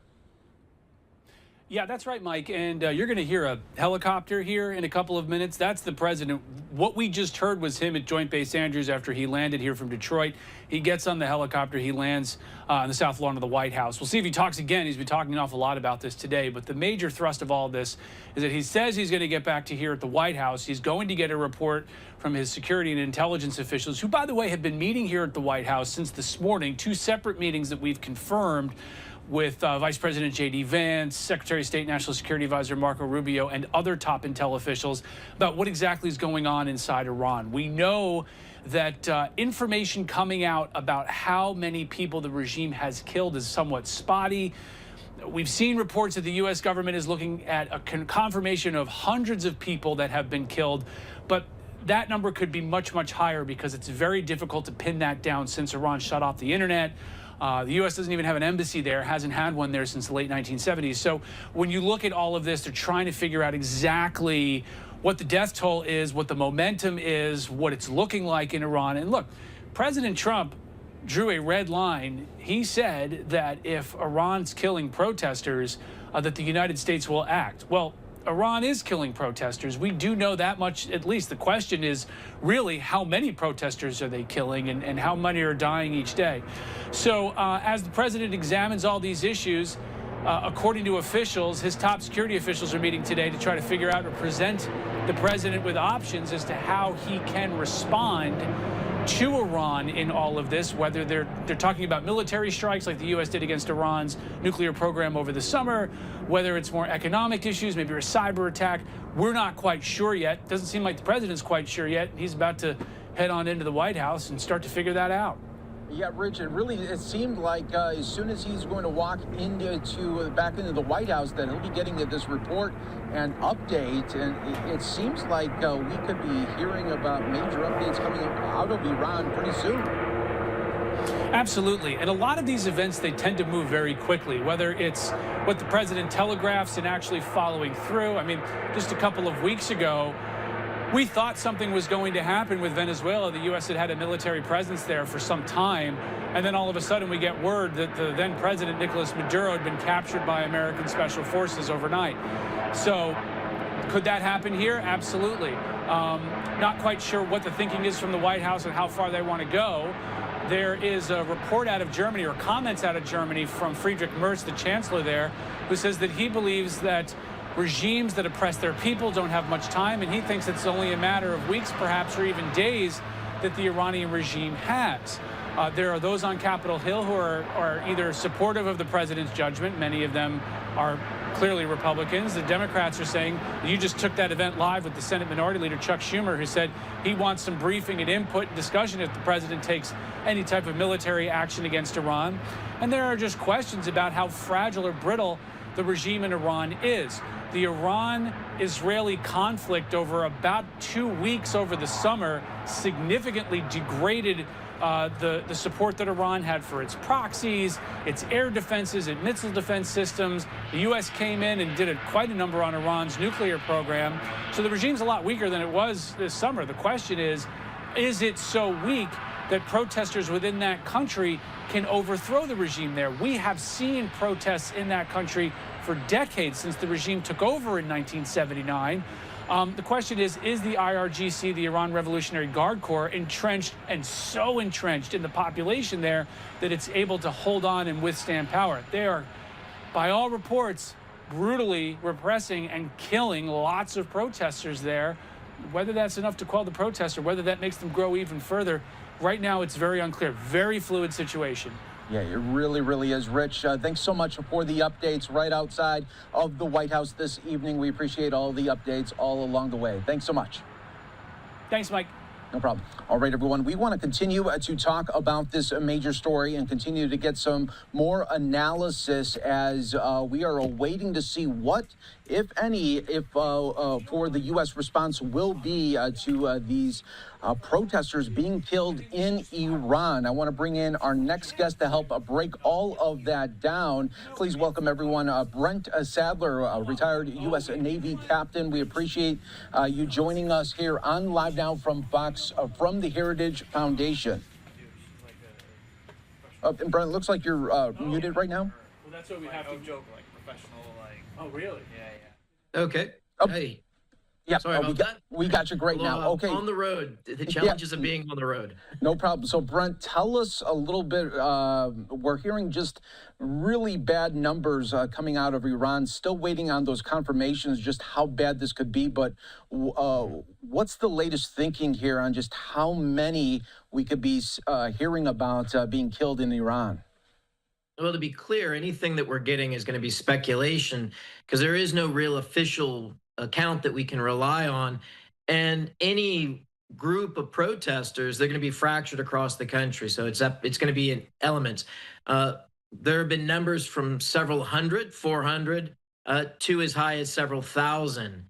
I would probably bias the estimates into the higher end of that, certainly as this protest, which is nationwide and is being violently suppressed. And I think we're probably not quite yet we're probably at the beginning of the beginning, I think is the best way to describe it. So this is what is the cost of regaining a government that's responsive to the people's will. Unfortunately, the cost is going to be very high. And we know about the red line with President Trump. He said in the past there that if protesters are being killed, that there would be action from the U.S. How close are we to that, and what could that look like if it does happen? Well, I think the most important thing coming from Washington, D.C., and hopefully other Western and similarly aligned countries, that there's not going to be any quarter given or any type of support provided to relief, certainly not offered to this theocratic dictatorship in Tehran today. I think that's the most important thing, and making clear that the United States will act if it appears that the regime is exceeding in its violence against the people. What that is and how that is executed, I think is best left undefined, because the threat, which is very real, will keep hopefully that regime from the most extreme and excessive of violence against their own people. And let's talk about what the situation right now on the ground is. We're talking about food and water that is scarce, communication obviously very hard right now. What else is happening likely here on the ground? Well, earlier reports, as some of these protests were in some of the major port cities, and again, this comes down to energy, China buys the vast majority of Iran's fuel and also relies on it's their largest source of imports of energy to China. And there have been interruptions of supplies to keep the lights on and the plants moving and to load those tankers with fuel bound for China. So there have been reports of that both at Karg Island, which is the major point of departure for petroleum, but also port operations in Bandar Abbas, and also naval operations are being impacted, or at least ships having to get underway to get out of ports, ostensibly to avoid the protesters.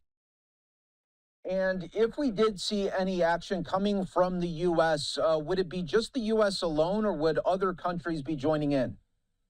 Hopefully it's more than the United States. Clearly, there are other Western countries that have similar interest. Many of them, democracies, have a large Iranian diaspora, which are a diaspora because they fled when the Shah of Iran was deposed in 1979. So hopefully we'll have more. There's no clear, it's a little, and I think it's probably best that there won't be many details given on what actions are being considered or taken. But clearly the solidarity amongst like-minded countries, we're starting to see it with ambassadors from Iran being called to explain themselves in the crackdown in countries across Europe and the United States, of course. Yeah, it's definitely a situation that we are waiting to hear more. Of course, President Trump, just a little bit ago, we heard from him saying that he was going to be getting a new report from the White House in about 20 minutes. So we are waiting to see what that will be like and what the response will be. Of course, he says he is going to put something out on Truth Social in a little bit as well. Yeah, I think the responsiveness from this White House is, I think, commendable. But we also need to be very careful that the last time Iran went through a revolution that changed its government, it took a year of protests like this. And that was well before the internet and social media. I think probably the most important thing that can be done is to make sure that the message and the pictures, the image, and the testimonies of the people on the streets in Iran get out of the country.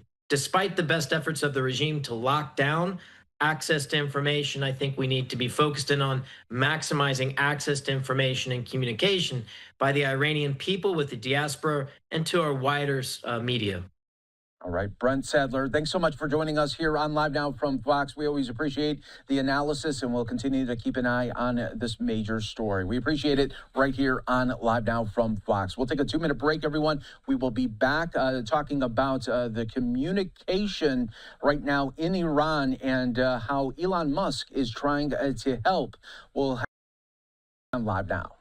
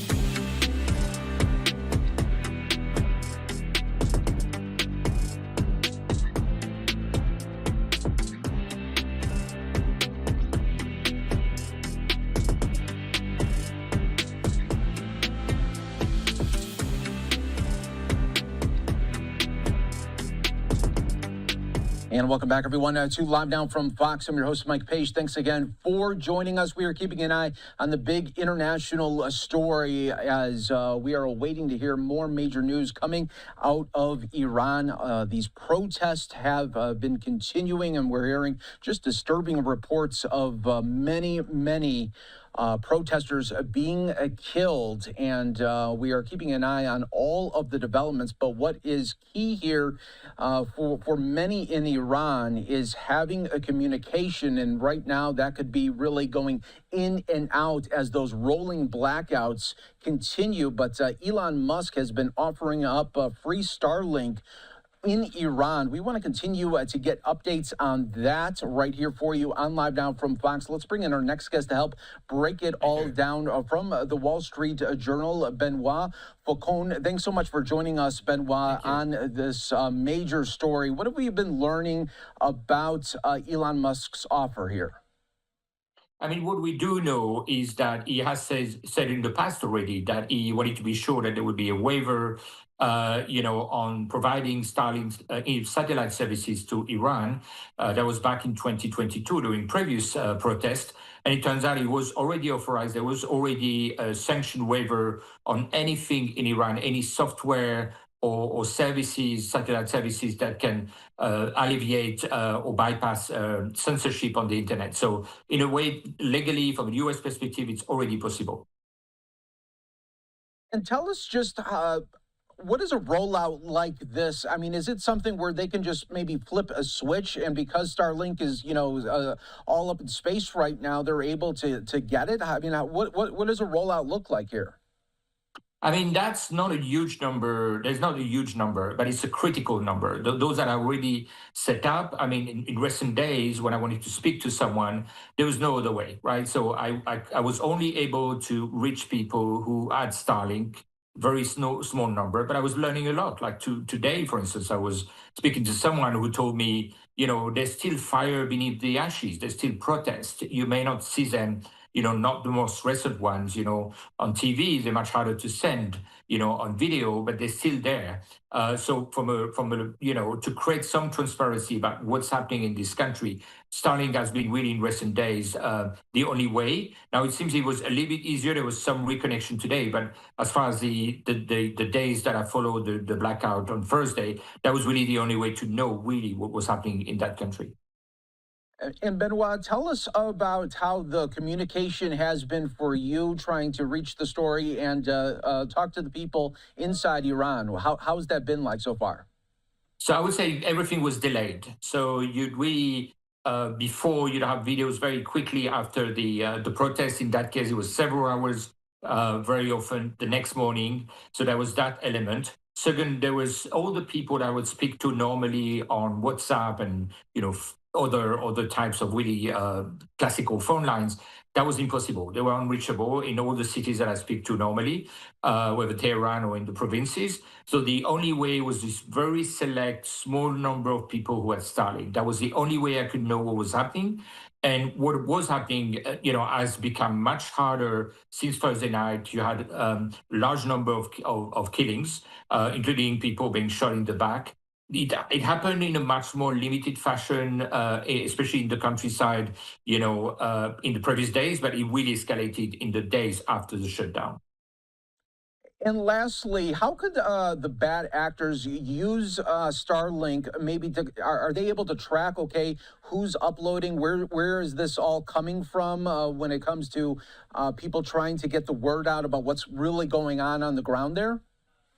So the thing is, number one, the importance of that service is it doesn't go for the normal conventional, telecom operators in Iran. So it's much harder to track. It's much harder to track the content of what's being delivered out of the country.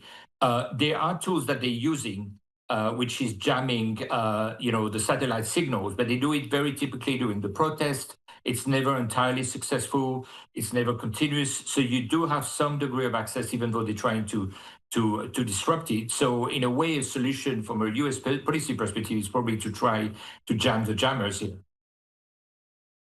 That's also interesting. And obviously such a very, very disturbing reports coming out of Iran for these protesters and the amount that could be killed. We are waiting to see what the response could be, if any, from the U.S. But Benoit, thanks so much for joining us here on Live Now from Fox, giving us some great insight about the communication levels there in Iran.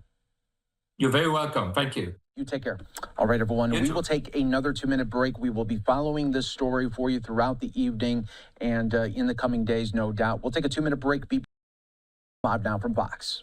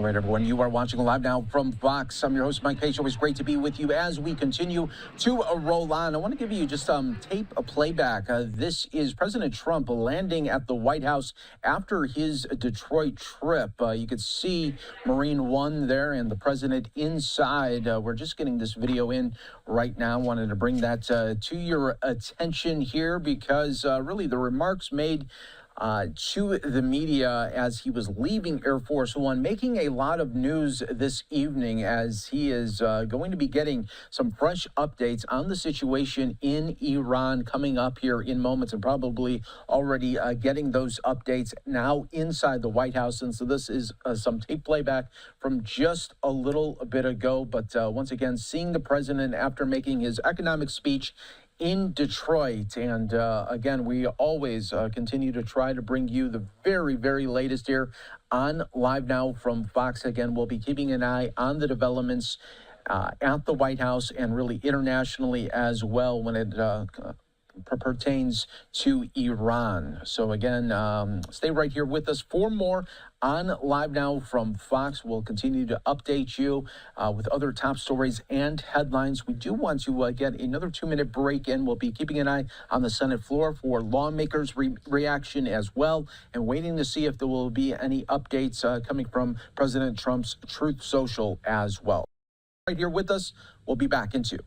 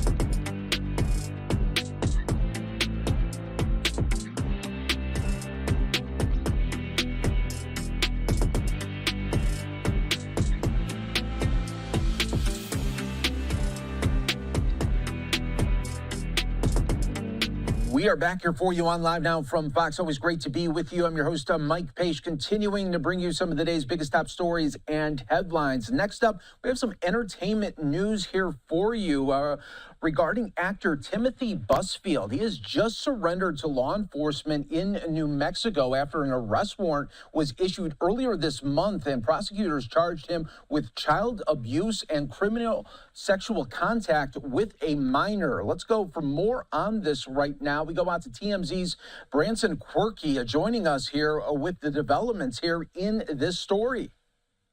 Thank you, Mike. Yeah, this stems from allegations all the way back to 2022, allegedly on the set of The Cleaning Lady. 2 boys, the charges are essentially that he allegedly touched these 2 boys, both being 7 and 8 years old. And he was directing this TV show. And in the details of these allegations, basically it's being alleged that he had touched the boys multiple times between takes in their, quote, private areas. was. So these are very, very serious allegations. But since this, as we have reported, Timothy Busfield has come out and vehemently denied these allegations and charges, saying that this was a, quote, revenge plot over the fact that these two boys were cut from the finale of the season 2 of this TV show that was being shot, The Cleaning Lady. He's alleging that the mother of these boys had planned this to get back at him for cutting them from the show, essentially. Now, we have seen that he has turned himself in. There was an arrest warrant that was issued earlier this month, and he has surrendered to New Mexico authorities. And currently, we do have his mugshot on TMZ.com. So far in this mugshot, he looks expressionless, and but he is very much saying that despite turning himself in, he is innocent. And there was investigations done by attorneys. Warner Brothers did an investigation as well, and that investigation found that there was no evidence whatsoever that he had touched two boys during that TV show shoot. Now, Branson, in his past, there has been other allegations against him. What do we know about this?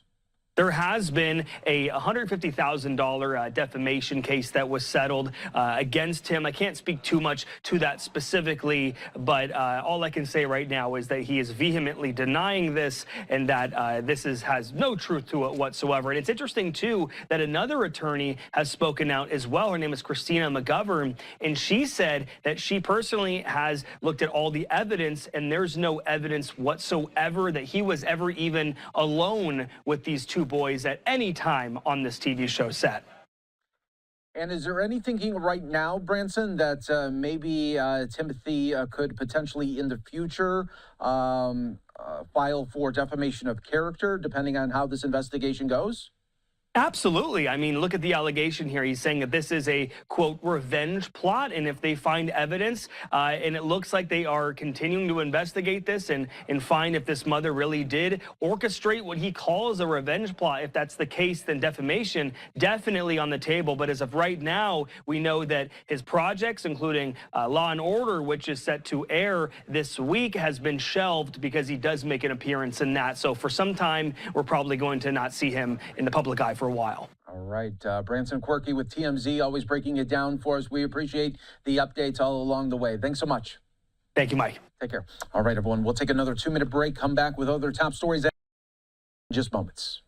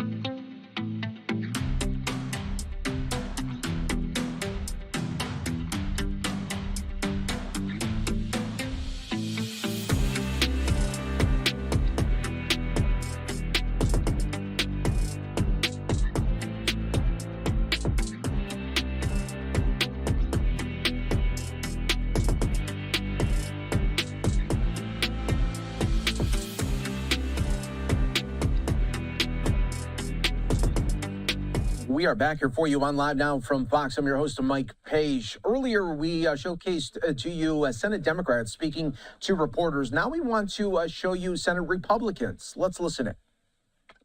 Seen happen, being allowed to happen, and 29 states across the nation have put into laws banning transgenders to play in women's sports. It's all the way at the Supreme Court, and the reason I'm talking about it today is our Attorney General J.B. McCuskey and his team argued the West Virginia law before the Supreme Court today. So we'll be anxiously awaiting what the Supreme Court rules on, how they rule, and what kind of bearings this will have on protection of sports for our girls and women to make it fair and safe for our female athletes for the next generations. I agree with everything you just said. Good afternoon. Is it appropriate for some Republican senators to argue that we shouldn't even have a debate tomorrow or Thursday on war powers because we don't have troops in Venezuela, therefore it's not applicable, and this should be washed away right away? We don't have troops in Venezuela. There is no kinetic action. There are no operations. There are no boots on the ground. And I think the question is whether or not there ought to be expedited consideration or privilege accorded to something that's brought to the floor that doesn't reflect what is current reality in Venezuela. And so I think it's very fair for Republicans to question why we ought to be having this discussion right now, particularly at a time when we're trying to do appropriations bills. Obviously, it takes a lot of time on the floor. It's 20 hours, equally divided, an amendment process. And frankly, to me, if you're looking at what the circumstances are in Venezuela today, it was a 2-hour operation. They were on the ground. They were out.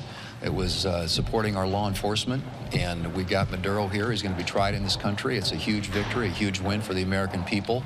And the question of whether or not, there ought to be Congress telling the president that he can't do something that he's not doing, and whether that ought to be accorded expedited consideration on the floor of the Senate, I think is a valid question. Can you say confidently, Leader Thune, can you say confidently that the Justice Department is not being weaponized now that Jay Powell joins the list of Trump critics who are facing a criminal investigation? I haven't seen charges filed or brought yet. There are allegations out there to which he is responding. But I've said this before, and I think, if the Justice Department is pursuing something, I hope they have a smoking gun or something, because I don't think you trifle with the Federal Reserve, with the central bank. It is critical to the financial markets in this country. It's critical to our economy.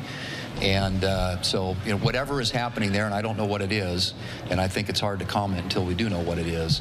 But as I've said before, it better be real and it better be serious. Leader, do you have any optimism about or inclination to move the Crapo-Cassidy HSA bill through budget reconciliation, or any health care through budget reconciliation? We reserve that option. We obviously have legislative vehicles available to us that could be used for reconciliation. But as I've said before, you have to have a reason to do it. And so, we'll be consulting with our colleagues in the House, with the White House, to determine whether or not there's a rationale for moving forward with another reconciliation bill. Clearly we had a huge reason and rationale for doing it last year, but whether or not that is something that we do this year, it's a tool in our toolbox, it's an option, and like I said, I will reserve comment until we have some opportunity to take a hard look at whether or not there's a legitimate reason for doing it. Leader Thune, are we looking at another military operation in Iran? And what about the president's 25% tariff now on those countries doing business with Iran, one of them, of course, being China? And we have seen over the last number of months what's happened with trade wars and how they've affected American producers and consumers. Are we on of another trade war with our biggest trading ally, trading partners like China? I think there's, for me, and I think you probably know, no secret, I'm a bit of a skeptic when it comes to the tariff issues, but I do believe it is it's a tool. It's a tool that can be used for a specific purpose. And if it's used in a way selectively, in a targeted way that makes sense, if it's to get something to accomplish an American objective, in some cases it might be reciprocity with another country that hasn't been treating us fairly when it comes to trade. There are circumstances in which those tariffs make sense.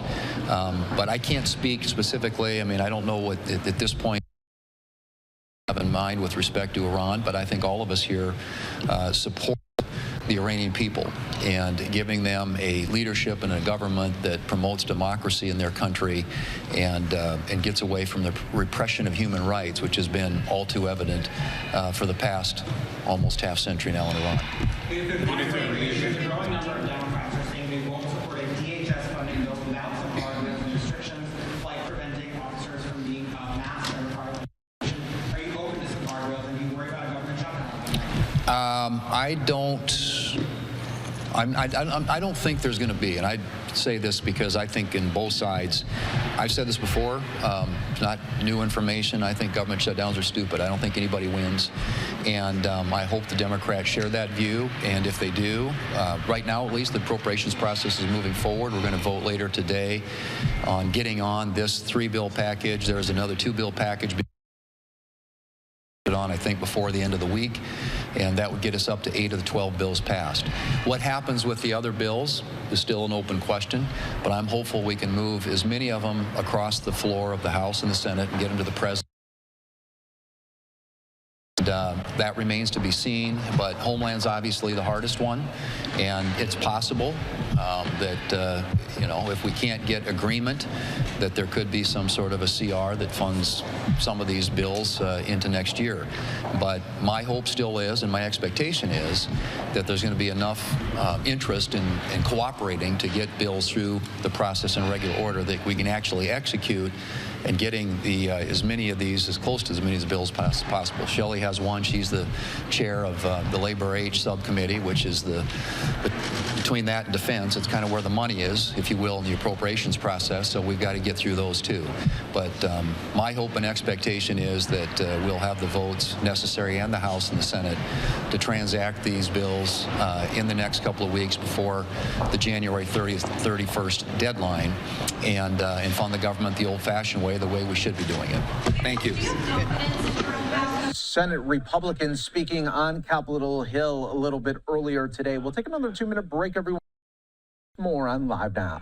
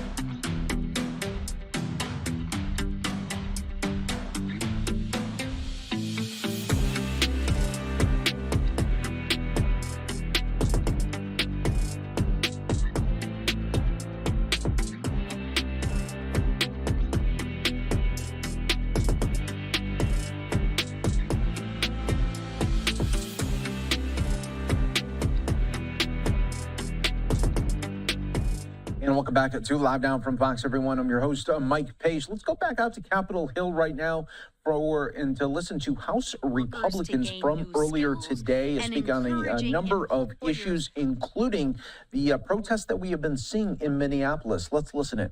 That will actually improve people's lives. But we aren't just growing paychecks and boosting benefits. We're doing a lot more. We're finally fixing the broken way Washington spends your money. Following the strong passage of 3 funding bills last week, which no one thought we could get done, we are moving 2 more major appropriation bills forward this week to advance President Trump's agenda and vision of a golden age defined by security and growth. Gone are the days of bloated backroom deals. We are actually delivering full-year funding through a transparent process that actually guts bureaucracy, wasteful spending, and puts America first. You'd think Democrats would support that, right? Gut the waste, fraud, and abuse, right?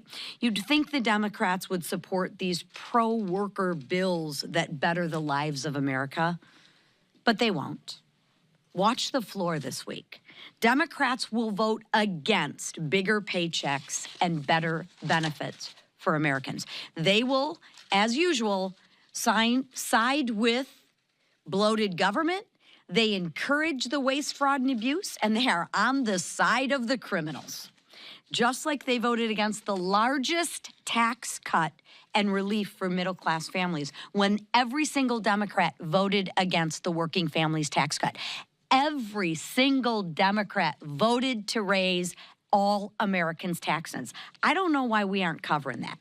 Every single Democrat voted to raise Americans' taxes. Could we cover that a little bit? It's frustrating, not because these ideas don't work. So ask yourself, why don't the Democrats vote for common sense solutions? I'll tell you why. It's because Republicans are delivering, and they don't like that. Instead of helping working families, Democrats will be busy running interference for a massive multi-billion-dollar fraud scandal in Minnesota, which I'm sure our whip will talk about. And they will be fighting the law enforcement who are there to actually keep Americans safe. Stop the scams and uphold the rule of law. That's not compassion. That's corruption. And what Democrats are doing is wrong, it's reckless, and it's un-American. Here's the difference. Republicans stand with law enforcement. We stand with making sure that the American people are safe.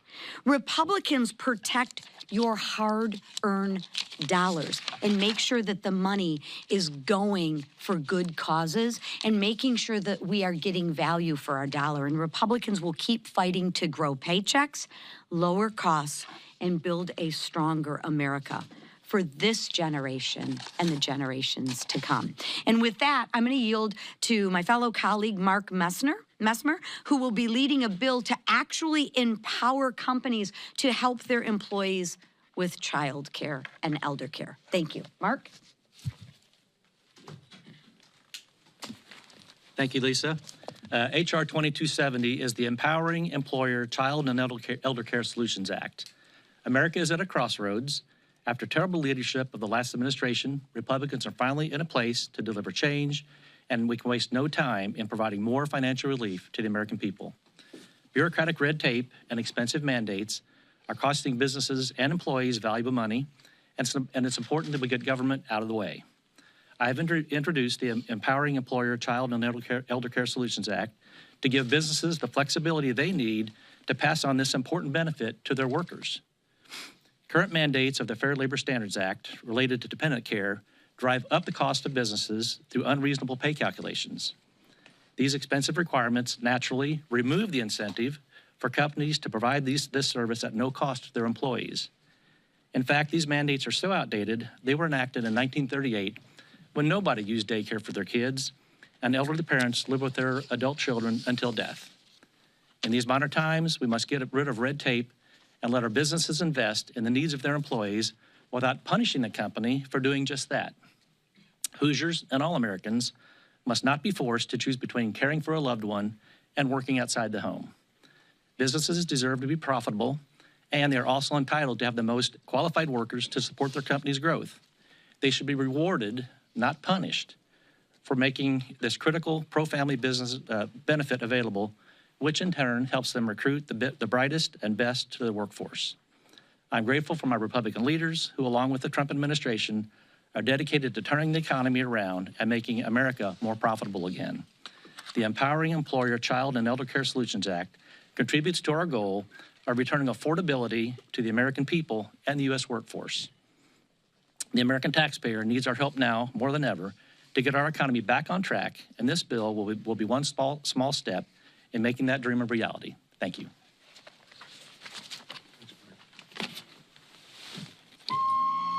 Just going to beat you to it. That's hurtful, Tom. It's hurtful, Tom. Well, I'm just trying to help the speaker. He was going to have to do it anyway. I want to begin by thanking President Trump and his all-star cabinet and federal law enforcement who have been working around the clock in my home state of Minnesota to combat rampant fraud and remove criminal illegal aliens from our communities. The worst of the worst are coming off our streets thanks to the immigration and customs enforcement officers. This includes murderers, rapists, kidnappers, and pedophiles. Yet, you wouldn't know about this because our worthless paper, the Minneapolis Star-Tribune, doesn't report the truth. Law enforcement officers are repeatedly harassed, assaulted, and demonized by paid agitators and failed and corrupt politicians who care more about scoring points with the radicals in their party than enforcing the rule of law and keeping Minnesota safe. Minnesota's so-called leaders, like Governor Tim Walz, Attorney General Keith Ellison, and Mayor Jacob Frey, would rather go to war with the Trump administration than get criminal illegal aliens out of our communities and expose the fraud that's been allowed to run rampant on their watch. Once again, the Democrats have shown their true colors. Look no further than their ridiculous lawsuit yesterday. They're choosing to protect horrific criminals over law-abiding Minnesotans, and they're using your taxpayer dollars to do it. Thankfully, President Trump is once again stepping up where Tim Walz and Minnesota Democrats have failed by sending in additional officers and ending temporary protected status for Somalia. The Trump administration is putting the safety and security of Minnesotans first. Housing and Urban Development Secretary Scott Turner announced yesterday that under Joe Biden, the department likely paid $84 million in ineligible assistance, including assistance to over 500 dead tenants. And that was in his final year in office. Accountability is finally coming, and Minnesotans are getting the answers they deserve. With that, I'm going to turn it over to our leader, Steve Scalise. Thank you, Whip. We have another busy week on the House floor addressing problems that were created under Joe Biden, dealing with cost of living. As our conference chair, Lisa McClain, talked about, we have brought so many bills to start unraveling the damage that Joe Biden created that led to all these cost increases in so many areas to finally start bringing them down so we could put more money in the pockets of hardworking Americans. You look at a great housing package last week to lower housing costs, bills that came out of French Hill's committee to address some of those problems. We have some more bills coming out of the Financial Services Committee to address that problem. This week, we're bringing a number of bills that came out of the Education and Workforce to help workers, to help small business owners, to address some of the rules and regulations that added so much to the cost of things when you go buy things all across the spectrum. Why are prices so high under Joe Biden? But it's really interesting when you hear Democrats yelling and screaming about the cost of things. My question is, where were those Democrats when they were jacking up all those costs on families for 4 years under Joe Biden? Did Democrats forget? And do they think voters are going to forget that under Joe Biden for 4 years, gas prices doubled? Yes, doubled. Did they forget that under Joe Biden for 4 years, mortgage rates doubled? Where were the Democrats who are complaining now then when they were helped jacking up with all their spending and their corruption that they supported, and then those mortgage rates affected hardworking families under Democrat control here in Washington. Inflation under Joe Biden hit its highest level in 40 years. Where were those Democrats that are talking about it now as it's finally going down? Where were they when they were jacking it up? Interest rates reached their highest level in 22 years. Oh, and by the way, under Joe Biden and Democrats, when they were running this town, real take-home pay by workers had decreased under Biden by $3,000. Less money in your pockets under Joe Biden, and not a word, crickets, from Democrats in Washington. And now when you hear them, what they're really complaining about is the fact that Donald Trump is working with a Republican president to finally mop up the mess they created, to lower those costs. Think about this. Gas prices at their lowest level in 5 years. 5 years. And by the way, it wasn't just magic and pixie dust that did that. It was real policies that every Democrat voted no on to lower gas prices. We Republicans lowered gas prices. Every Democrat voted no. Not most of them, not some of them. Every single one of them. We brought a bill to lower health care costs. You've heard a lot about that from Democrats, right? There was a bill on the House floor just a few weeks ago to lower health care costs by 11%, according to CBO. Every single Democrat. Right, that was a little bit earlier today from Capitol Hill, House Republicans speaking on a number of issues. What I want to do now, though, is take you out to Minneapolis. Our friends over at Fox 9 continuing to have coverage on the protests that have been continuing since last week. Let's join in their coverage right now. Problems that come, so we're not making any payment to anybody that supports sanctuary cities. President Trump is also suspending nearly 8,000 small business loans in Minnesota that he says are tied to suspected fraud. And also developing today, 6 federal prosecutors in Minnesota have resigned, including one of the leading voices in several high-profile cases. Fox 9's Karen Scullin joining us now with more on this. Karen? Well, the New York Times is reporting 6 attorneys have resigned within the U.S. Attorney's Office. The one we have confirmed independently is the former acting U.S. Attorney Joe Thompson, who was leading the massive fraud investigation here. And several U.S. state and local leaders have responded to these resignations, including MPD Police Chief Brian O'Hara, the governor, and U.S. Senator Amy Klobuchar, all very supportive of Thompson's work. Klobuchar spoke to Thompson today, but did not ask him why he resigned. My place was to thank this incredible public servant and to ask him to convey to the others that they have done such a service for Minnesota. The fraud investigations, that's obvious, but think of how they got us through with the prosecution that is still pending in the Hortman and assassination, or the calm that he brought to the community the day after the Annunciation church shooting, working with our Minneapolis police chief, Brian O'Hara, so seamlessly. And then whatever happened, we've lost a treasure of not just Joe, but these other prosecutors as well. Now, we are still gathering more information on this story, including what comes next with the office down now 6 prosecutors. Republican Congressman Tom Emmer from Minnesota did not respond to our request for comment. In the newsroom, Karen Scullin, Fox 9. All right, thanks, Karen.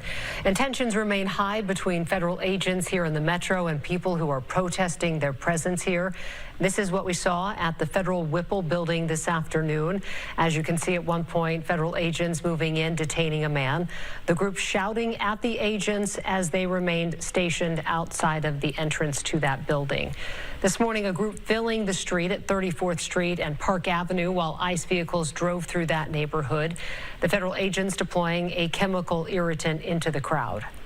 So I was burying tear gas because they were throwing it all over the roads, and it got in my eye, and I just can't see. Or like I can see it just burns to have my eye open. So I'm trying to get as much out as I can. I think it's like there's no respect for this neighborhood.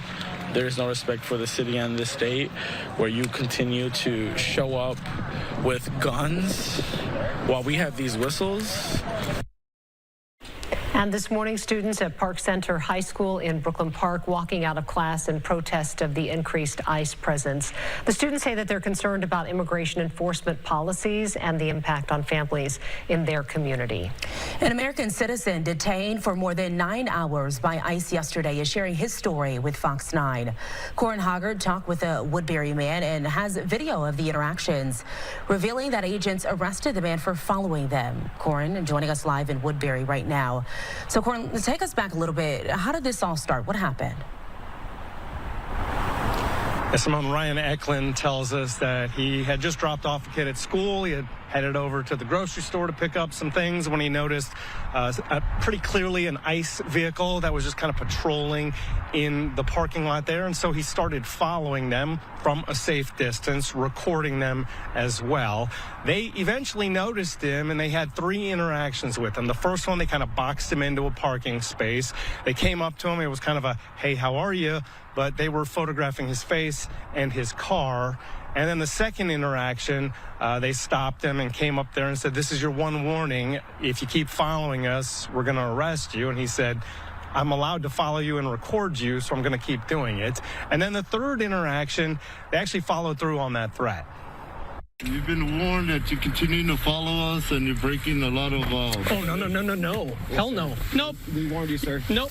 One of those ICE agents went into the back seat, gave me a chokehold around the driver's headrest, unbuckled my seatbelt from behind me in my car, and those 5 agents pulled me to the street, put me in cuffs, and put me in an unmarked van. And Okay, Corin, so then what happened from there? Well, Simone, first off, you might have noticed in that soundbite there that he's got a scuffed up face and he's got a black eye, and he says that all happened right here in Woodbury at this location when the ICE agents forced him to the ground and kind of moved him around with their knees on him, etc. From there, he went over to Whipple, where he was detained for a little over 9 hours. He said he was kept in a cell that was specifically for male American citizens. When he was first there, he was all alone, but by the end of the night, there were several more folks like him in that detention cell. He says at a certain point, a couple hours in, he told them that he wanted to make a phone call, that it was his right to make. They allowed him to do that, so he called his wife. She got an attorney, and they believe that's the reason he was actually released last night, although it still took another 6 or 7 hours before he was released. But they believe it was because that attorney talked to some folks and was like, this is an unlawful detainment. And eventually they allowed him to leave without any charges, which means they didn't actually arrest him. They only detained him. And since you just said unlawful detainment there, Corin, people might have this sort of policy question. Are people legally allowed to follow ICE agents? Yes, Simone, well, ICE will tell you that they're not. In fact, they were in court today here in Minnesota arguing that following them is illegal. They said that people who follow them are typically summoning other people to come and interfere with their duties, and that's why they believe it should be illegal. Constitutional scholars, I talked to a couple, said that's absolutely wrong. Following and recording are constitutionally protected activities, but the judge here hasn't ruled yet. A judge has ruled, a federal district court judge has ruled that ICE previously at least had an unconstitutional policy that it's illegal to record them, that it's actually unlawful civil unrest to record them, and that it's a threat to officers to record them. The judge found that is unconstitutional. We did reach out to ICE, tried to ask them about this incident that happened right here, as well as their policies on following and recording, but they have not gotten back to us. All right, we'll continue to ask all the questions. Corin Hoggard reporting live tonight in Woodbury. Thank you, Corin. We will pray for the power we have as people stop this madness, and for ICE to leave Minnesota and any other state where their actions are abusing the children of God. Is going to be... And in Minneapolis, leaders from across faith and business communities gathered to announce plans for a peaceful protest against federal ICE operations in Minnesota. They're calling Friday, January the 23rd, a day of truth and freedom. They're asking people not to go to work or school or shop, and they are asking them to join a massive march. We are going to rally together right here in downtown Minneapolis at 2 p.m. and have a march But this is not like any other march. This is where we are letting our folks know. We are letting Minnesota businesses know. It is time to choose a side. Right. Thank you so much. Organizers are also calling January 23rd a day of fasting and prayer. The Department of Homeland Security is calling on Governor Walz and Minneapolis Mayor Frey to cooperate with Operation Metro Surge. DHS wants Minnesota leaders to honor ICE arrest detainers of more than 1,300 people, including what they call the worst of the worst criminals. DHS says some of the people that they arrested on Monday have a history of sexual assault, armed robbery, and drug possession convictions. Well, some Democratic lawmakers are moving forward with an effort to impeach Homeland Security Secretary Kristi Noem. Illinois Representative Robin Kelly on the U.S. House floor this morning saying Noem has obstructed Congress by not allowing lawmakers into detention facilities and has violated public trust by directing ICE agents to make arrests without warrants. And also, according to the Congresswoman, Secretary Noem has abused her power for personal benefit. And one of the lawmakers behind the effort to impeach Noem is Minnesota Representative Angie Craig. She says that she is working with her colleagues to begin impeachment proceedings. And of course, we'll keep you updated on that story. And we now know when the Trump administration will end temporary protection status for Somalia. The White House declared Somali migrants with temporary protection status must leave the country by March 17th. According to federal immigration officials, this affects just under 2,500 Somali nationals in the U.S., and that includes about 600 who live in Minnesota. And this story is constantly developing. We will continue to bring you the latest updates in our newscasts on Fox Local and Fox9.com. Right, that was the coverage from Fox 9 in Minneapolis. We always appreciate their updates along the way on some of those major stories happening in Minneapolis. We'll take a 2-minute break. We will be back with much more in moments on Live Now.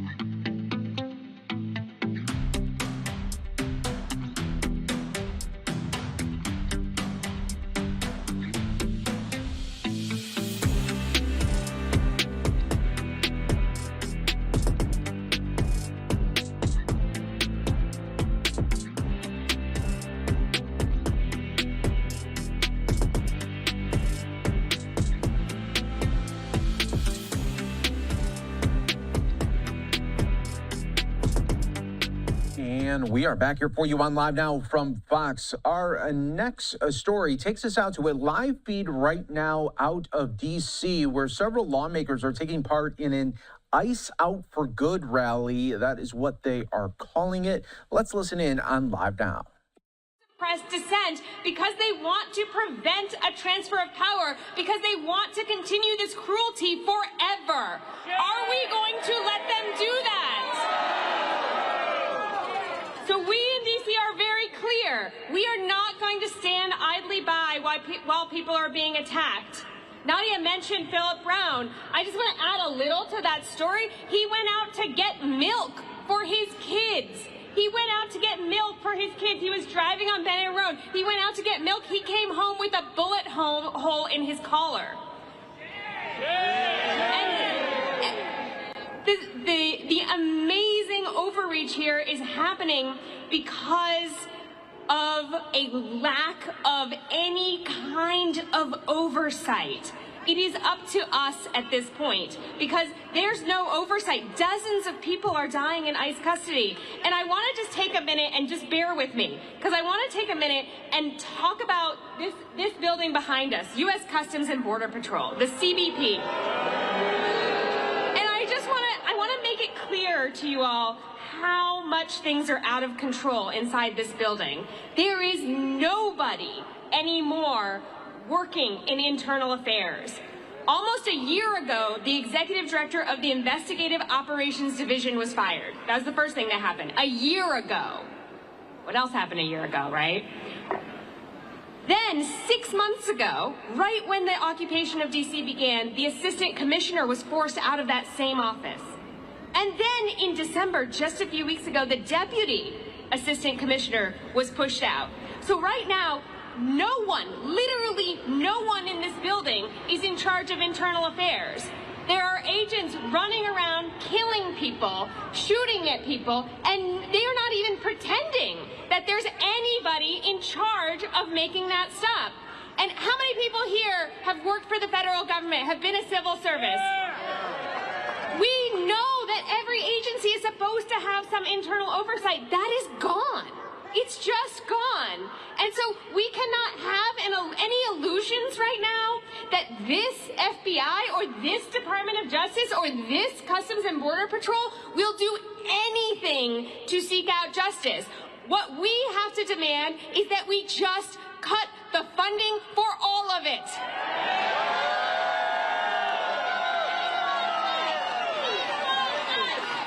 Yes. And I don't have any illusions that this is going to happen tomorrow, that all these, these thugs are going to come off our streets, but I do fundamentally believe that it will happen and that it will get better and we will win. But it is going to take work. It's going to take folks like you coming out on a cold, dark night in January, which is amazing. It's going to mean that we have to use our power. Yes, we have to push our elected officials, but here in D.C., we don't even have voting elected officials. So we have to use all the power we have. We've seen it working. We have to use our power as jurors. We have to use our power as taxpayers. We have to use our power as voters. We have to use our power as consumers, and we have to use our power as workers. And I want to invite everyone here to start to use that power. In 1 week from today, instead of gathering at 5 p.m. after work, we're asking you to leave work, to join us right over there on the corner at 14th and Constitution and join us at 2 p.m. because they need to start understanding that we will not let this go on forever. Eventually, we will stop working. We will stop buying. We will stop doing all of the things that they rely on us to do if they don't stop. So who's with me? Who's going to come out next Tuesday at 2 p.m.? Who's going to...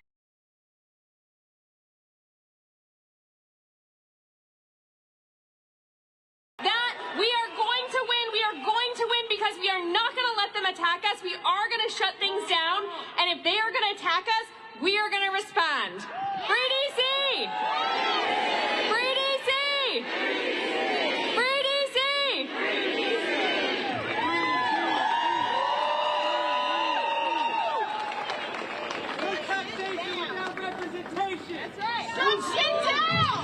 Free DC!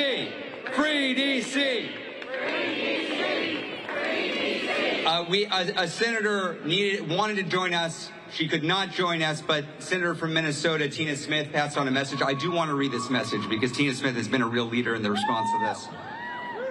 She says, "This is personal to me. Renee was shot and killed by ICE agents in a neighborhood that is only a few miles from where I live. Everybody should be safe no matter where they live. And yet this woman who was only trying to take care of her neighbors was shot and killed by federal agents. I've heard reports of tear gas and pepper spray being deployed at K-12 schools, daycares, requiring parents to take shifts in the parking lot to watch out for ICE. U.S. citizens avoiding leaving their homes out of fear of being racially profiled. A 16-year-old girl was approached by ICE carrying their giant militarized guns when she was just trying to go to soccer practice. But it's thanks to people like you, she's speaking to you, that we all saw what happened.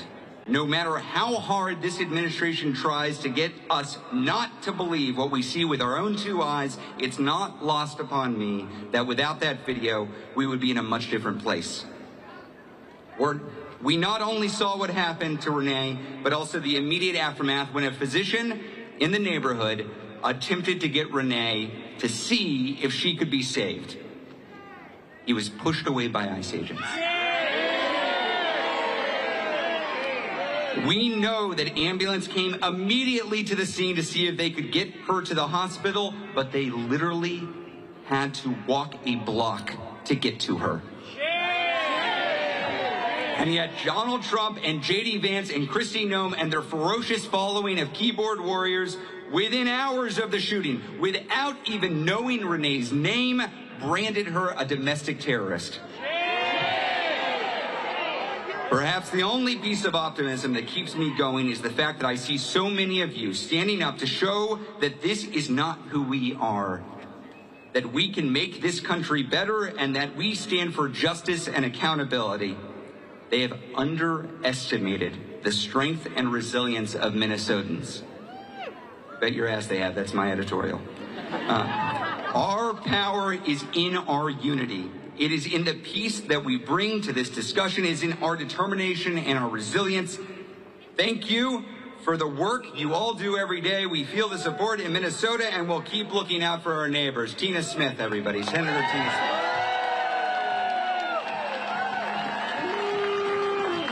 The horns are here. We've done a lot of chanting. I'm going to try something chancy. I love a good chant. I'm not a singer. Are y'all going to help me with this? Yeah. Remember Renee sparkled? Remember Renee was made of sunshine? I've seen a lot of lights out there. Can I see the lights go up? I'm really not a singer, y'all. Everybody's got to help me out with this. This little light of mine, I'm gonna let it shine. This little light of mine, I'm gonna let it shine. This little light of mine, I'm gonna let it shine, let it shine, let it shine, let it shine. Everywhere I go, I'm gonna let it shine. Everywhere I go, I'm gonna let it shine. Everywhere I go, I'm gonna let it shine. Let it shine, let it shine, let it shine. That's about as much as I can do. Thank you all. Side note, Spotify, after months of running recruitment ads for ICE, in between listening to Rage Against the Machine, you would hear a recruitment ad, come and join ICE. They got a little pressure over the last several months, and you know what they're not doing anymore? Those damn ads aren't on Spotify anymore. Pressure works, folks. Pressure works. Y'all, at the end of this month, we're going to see where Congress stands. And one of the best things I saw in the week after this horrific tragedy was a Republican member of Congress stand up and say, they just need to stop protesting. I gotta be honest, I love seeing that. Just seeing him plaintively just look at the camp, they just need to stop protesting. Are we gonna stop protesting? They want us to be quiet. Are we gonna be quiet? They want us to just sit on by while our Democratic electeds vote for more ICE funding. Are we gonna sit on by while that happens? Are we gonna fight for this country? Are we gonna fight for our neighbors? How many kings? many kings? How many kings? Damn right. Okay, now I do want to do some chants. They call this a filibuster in the Senate. Here they call it organizing. Say it loud, say it clear. Immigrants are welcome here. Say it loud, say it clear. Say it once, say it twice. We will not put up with ICE. Say it once, say it twice. We will not put up with ICE. No justice, no peace. Get ICE off of our streets. No justice, no peace. Get ICE off our streets. Hey, hey, ho, ho. These fascists have got to go. Hey, hey. Ho, ho. These fascists have got to go. Hey, hey. Ho, ho. These fascists have got to go. Ho, ho. You can do it. I'm not the leader of this movement. Y'all are. We can sing together. We can organize together. And most importantly, are we going to give up? No. Are we alone? No. Are they all powerful? No. Are we going to win? Yes. Yes, we are. Oh, I have good news. I just got a note. It's feeling kind of cold in here. I have good news. Frost is on the way. Representative Maxwell Frost is on the way. He's going to... Look, there's a common misconception, I think, right now of what's happening on Capitol Hill. There's this vision of the Democratic Party that it just will not show up and fight, that it's all rotten. And I'm here to tell you that is not true. As of a year ago, what we heard from most Democratic electeds was, resistance isn't going to happen. Trump is in. He's popular. He's going to get what he wants. But there were members of Congress out there who are willing to stand up. And it is our job. It is our job to stand in support of them. Are we going to support them? Yeah. When earlier in the regime, we heard that they were going to bulldoze through Project 2025, we heard from members of Congress, well, what are you going to do? They got the Senate, they got the House, they got the presidency. We don't have any power. Do we have power? You're damn right we've got power.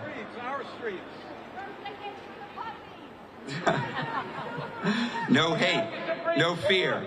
ICE has no business here. No hate, no fear. ICE has no business here. No hate, no fear. ICE has no business here. No hate, no fear. ICE has no business here. I keep on thinking about, y'all, I keep on thinking about the note from Becca, Good, where she said that Renee sparkled, that she was made of sunshine. Everybody here has somebody in their life who sparkles, who's made of sunshine.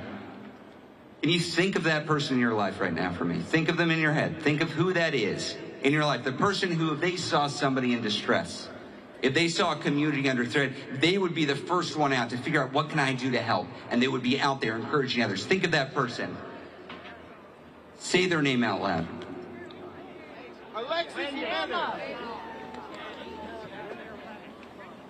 I'll say Zeke. Zeke's my 5-year-old. He's adorable. You should see him. Zeke, when he was first going to daycare, it's a scary thing to go to daycare as a little kid, right? It's a new place. It's reasonable to be scared. And one of the ways we got Zeke past that fear is with Daniel Tiger. Do y'all know Daniel Tiger? Oh, I love Daniel Tiger. It's like a modern Mr. Rogers' Neighborhood. And Daniel Tiger has a whole a song and a book and a show that is focused on helping kids get over that fear when grown-ups have to drop off the kids. And it says, grown-ups come back. Grown-ups come back. And we got Zeke to eventually get to the point where the tears would stop and he would go into school, because we'd always come back. We'd be there to pick him up after daycare. His little sister's a brawler. She didn't need the help. But that's how we got through. And I think of Renee Good. And I think of Silverio. And I think of the countless families out there that are telling their kids, grown-ups come back. And sometimes they're not coming back. And countable number of kids out there are worried that their uncle or their aunt or their grandparent or their sister or their brother or their mother or their father, they're not coming back. Are we going to show up for those families?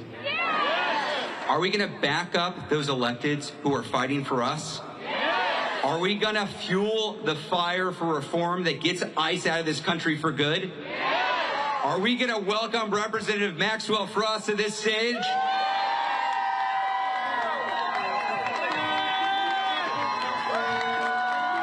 How we doing tonight?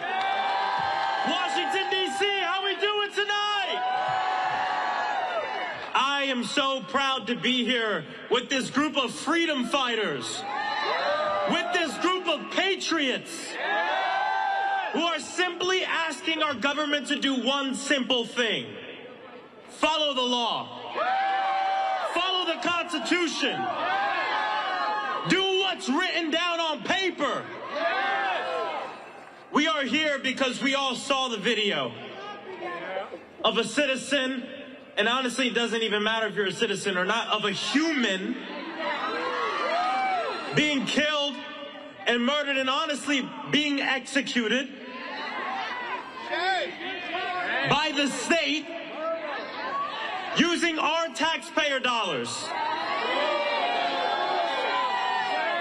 And we're here because what we are saying is we want to use the tools that we have to say no to the Trump administration.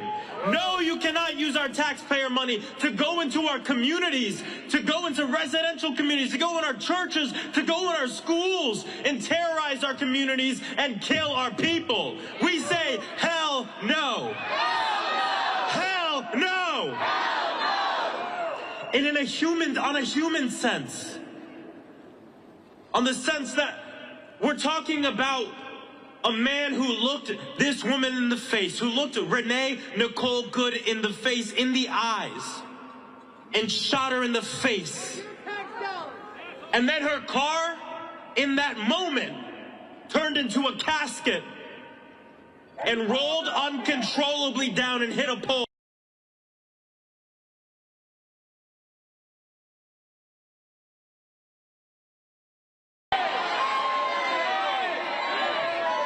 Because it doesn't end there. Minutes later, this administration, from Stephen Miller to Kristi Noem to the Vice President to the President of the United States, label her a domestic terrorist. And then, just an hour or two later on the Oversight Committee, my Republican colleagues have the gall to talk to us about due process. Yes, every person in this country is entitled to due process. But you know who didn't get it? Renee Nicole Good. Where was her due process when that ICE agent was both the jury and the executioner in that moment? Where's the due process for the immigrants that are being taken from our schools, from our communities with no warrants? This isn't deportation. This is kidnapping. We call it what it is, not to be hyperbolic, not to make something out of nothing, but to be honest about what we see with our very eyes. And then this administration wants to lie to us about what we saw in that video. The calm tone that she had in that moment. The look on her face in that moment. She's dead because that ICE agent was angry. And he took that gun to take his anger out on one of us.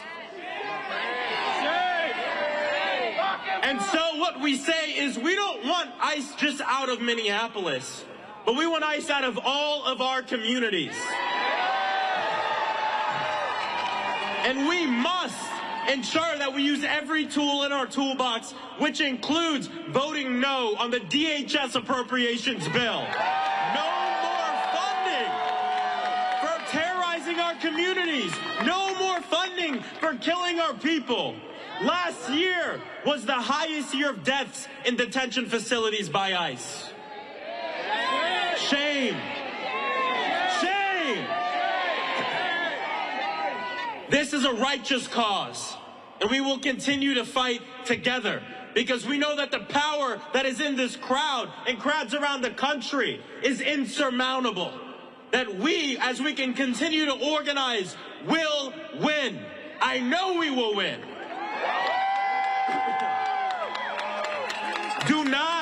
Do not let the opposition make you think that we're powerless, that there's nothing we can do, that there's no use in protesting, that there's no use in voting, that there's no use in organizing, that there's no use in direct action.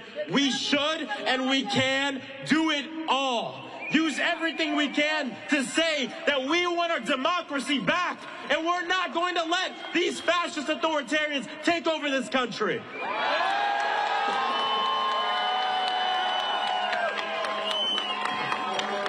The Constitution is clear. All persons, not citizens, not people we like or people we agree with, all persons are entitled to due process. All humans are entitled to due process. Let me end by saying this. For so long, the right wing has held up patriotism as a vibe, as an aesthetic. But patriotism is more than bald eagle, flag, and beer. Patriotism is about loving the people who live in the damn country. Every single one of them. And if after an American citizen is murdered in the middle of a neighborhood after dropping off her kid at school, if you can't come to the mic, no matter your political party, no matter what you come for, and express just a shred of humanity, you are not a patriot. You do not love this country, and you do not love its people. So let's continue to fight and say, ICE out of our neighborhoods. ICE out of our neighborhoods. And let's fight for our democracy. God bless you all. Let's keep fighting. Thank you. Everyone, that was the active protest out of D.C. We'll keep an eye on it for you here on Live Now from Fox. We do want to take a 2-minute break. When we come back, we're going to be talking about this new TMZ video of President Trump in Michigan today. So what do you do when you are the president and, well, you're not getting all the love? Well, what you do is you might flip the bird to someone. We'll have it all coming up next.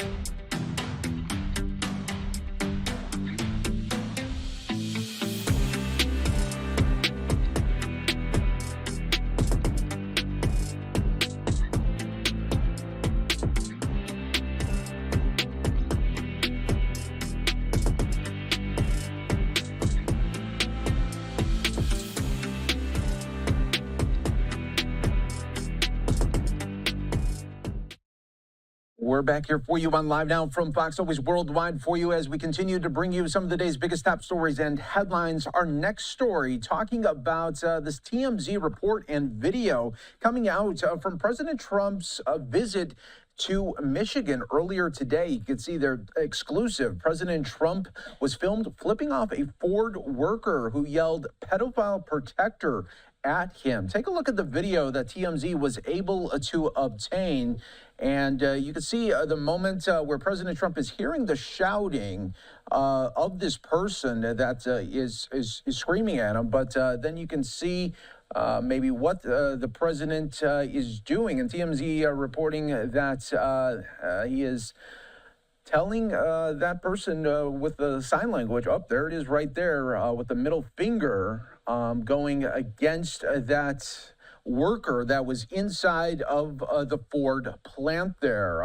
President Trump toured the Ford F-150 plant at the Detroit Economic Club before giving a speech. While walking the factory floor on his tour, someone began shouting at President Trump, and it was hard to make out the full sentence that was shouted at the president, but it seems to have included the words pedophile protector, and President Trump would not be happy with that, and again points back to that protester and worker there, and then also using his middle finger to showcase his displeasure of hearing from that Ford worker. We are getting a response from the White House today in this viral video. Stephen Chung, the White House communications director, says to TMZ, a lunatic was wildly screaming expletives in a complete fit of rage, and the president gave an appropriate and unambiguous response. So that is the White House response there from this moment happening earlier today in Detroit as President Trump going back against that Ford worker inside the plants. All right, everyone, we will take another 2-minute break here on Live Now from Fox. We will be back in moments.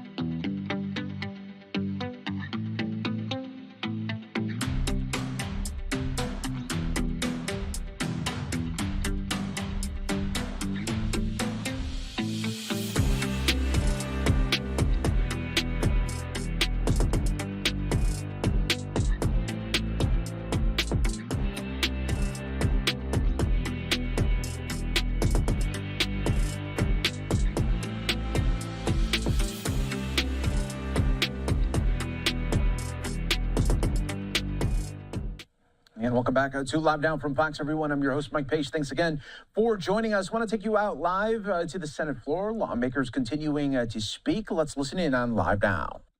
Load power. It's that grids are getting really, really smart and capable of handling high penetration of intermittent renewable energy. And when you layer them on top of each other, they're no longer functionally intermittent.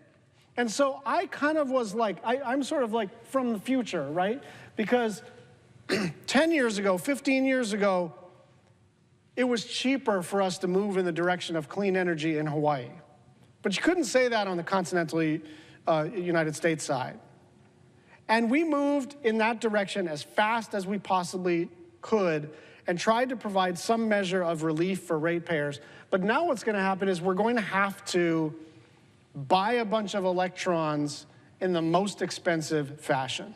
And we are the most isolated, majorly populated place on the planet, and everybody pays more for everything, and now electricity bills are going to go up because of the OBBA.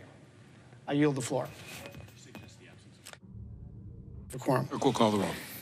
Ms. Alston-Brooks. All right, that caught the tail end of those remarks on the Senate floor, but let's switch chambers right now from the Senate to the House right now. More lawmakers continuing remarks. Let's listen in. Specific goals, services, and supports for students. IDEA requires that teachers be highly qualified with ongoing training, ensuring they meet the unique needs of students with disabilities. These services are there to provide students with post-secondary education, employment, and independent living. IDEA addresses past failures to educate students with disabilities. I am old enough to remember a time when students with special needs were educated in the basement of schools or outright denied entry. Before IDEA, millions of children with disabilities were denied an education and often refused admission to schools or even programs. Today, children with disabilities are able to attend any public school and receive services at no cost to their parents, and they have legal and civil rights protections for their children under this landmark law. On March 20th of 2025, the President signed an executive order directing the Secretary of Education, Linda McMahon, to facilitate the dismantling of the Department of Education, which raises significant questions about the future of IDEA and the impact on the education of these 7.5 million children. The students who would be hurt the most by weakening the Individuals with Disability in Education Act are the children who are the most vulnerable. In nearly every state, public schools are primarily funded by state and local governments, with local property taxes playing a crucial role. Without IDEA and federal resources, these students could end up in underfunded schools that lack resources, expertise, or accountability to provide the special education services and supports they require. IDEA is federal law, which means that even without funding from the Department of Education, state and local districts will have to figure out how they will make up this deficit. They will have to still provide services and likely have to cut other programs. This could mean a student with dyslexia would no longer receive daily reading interventions. A student who was deaf or hard of hearing would not have a sign language interpreter. A student who just needed a little bit of speech therapy in order to be a part of the class would not have that, making it nearly impossible to follow daily lessons or participate in discussions.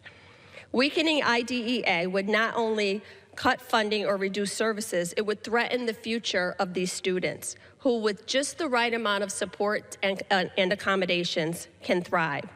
The stakes are too high. We must protect the Department of Education, and we must protect IDEA.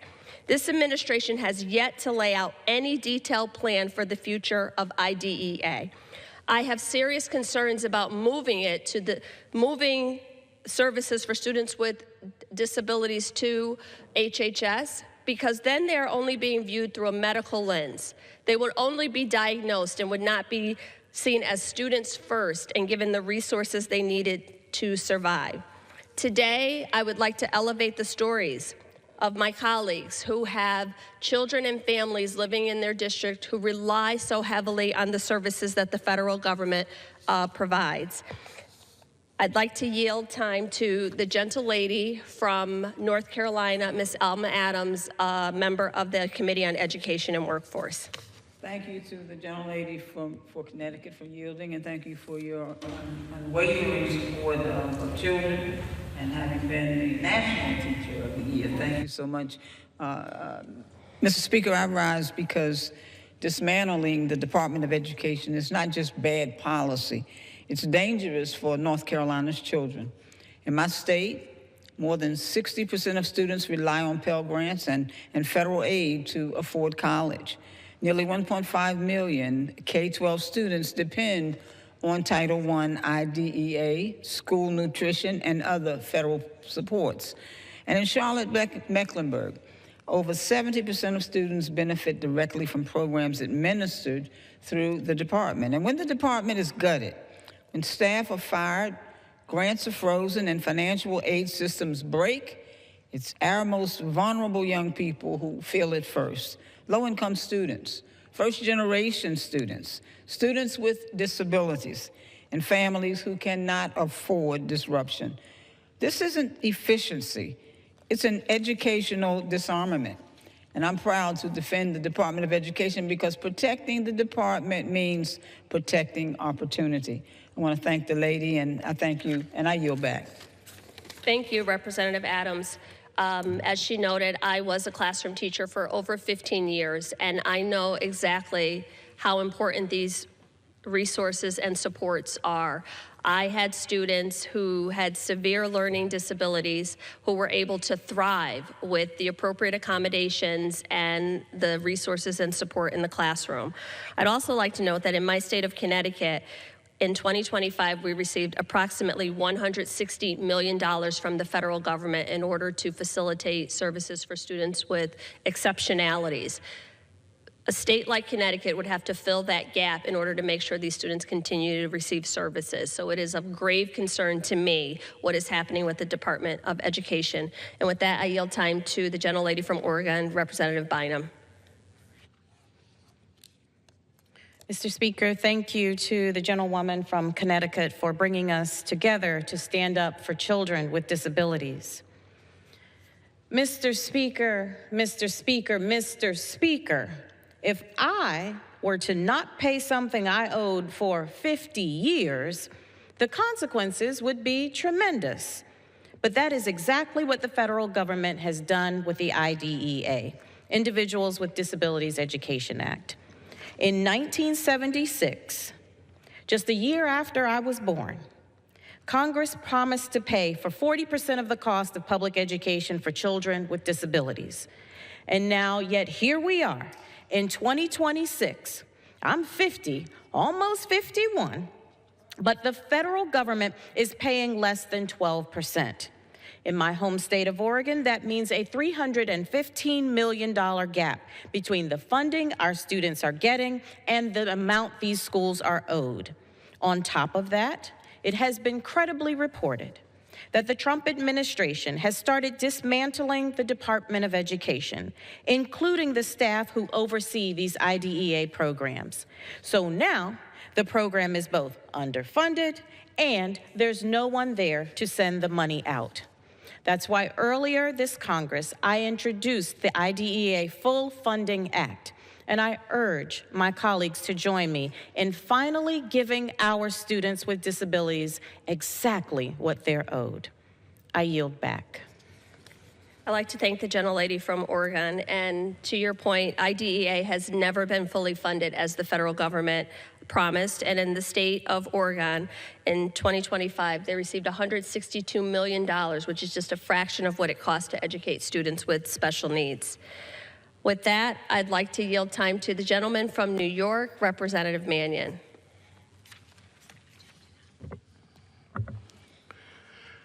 Mr. Speaker, I rise today to share what's at stake for students with disabilities as this administration continues its attacks on the Department of Education. Last year, one of our nation's most fundamental laws, the Individuals with Disabilities in Education Act, or IDEA, reached its 50th anniversary. IDEA opened the doors to opportunity and protected the rights of millions of students with disabilities and their families. It guaranteed a free, appropriate public education where students with disabilities could learn in the least restrictive environment and with the proper support. Before this landmark piece of legislation, generations of students with disabilities were routinely denied equal access to education. As a teacher for almost 30 years and the founding chairman of the New York State Senate Disabilities Committee, I've seen firsthand how IDEA has transformed lives and what it means to families. But for all the progress that we've made, much work still remains, and IDEA is still more at risk today than it's ever been. This administration has recklessly conducted mass layoffs across the Department of Education with no regard for the impacts on programs, school districts, and the students and the families they serve. Sadly, these firings have reached the Office of Special Education Programs, which administers IDEA, as well as the Office of Civil Rights, which investigates cases of disability discrimination. Without these agencies and their dedicated employees, parents would have little recourse when schools fail to protect their students and provide appropriate accommodations. From day one, it was obvious that this administration wanted to transfer IDEA oversight out of the Department of Education entirely by moving it to HHS, an agency with no expertise or legal authority over special education. Countless disabilities advocates have sounded the alarm on this proposal. We cannot let these attacks continue, and we must also continue to call out the vile rhetoric and misinformation about disabilities in this country and around the world that this administration has spread. Parents of students with disabilities fight hard every single day for their children, and there's no reason that they should have to fight harder. I came to Congress to be a voice for those families and to ensure that our country lives up to its promises and our values. That's why my very first bill was the Protecting Students with Disabilities Act, which would protect IDEA programs from the illegal dismantling of the Department of Education. This should be a bipartisan cause, as it has long been, and we should be talking more about fully funding IDEA and strengthening it, but instead we're left defending it from political attacks. I thank my colleague, Representative Hayes, and I represent for organizing this discussion, and my fellow members of the Education and Workforce Committee for their commitment to maintaining IDEA. As a fellow educator, I'm proud to stand with Representative Hayes in this fight, and I yield back. Thank you. As our colleague on the committee from Oregon makes her way to the podium, I would like to just read an excerpt from an email I got from a parent in my district. As a special needs mom, the current news of the cuts happening in special education department are frightening to me. I'm not well versed in politics or government, and I don't know how or if this will affect us in Connecticut, but I am my child's only advocate, and I can tell you that our special education system is strained. Please put yourself in the shoes of a special needs parent who relies on the staff to tell them what happened at school because their child cannot. I ask that you place yourself in the shoes of a parent who cannot afford out-of-pocket services and relies on the public school system to provide speech, occupational, and behavioral services. Please advocate for my child. I don't even know how to. I need you to do this for them. With that, I yield to Representative Bonamici from Oregon. Thank you, Mr. Speaker. Thank you, Representative Hayes, for leading this important conversation and for bringing your expertise as National Teacher of the Year to Congress and to the Education Committee.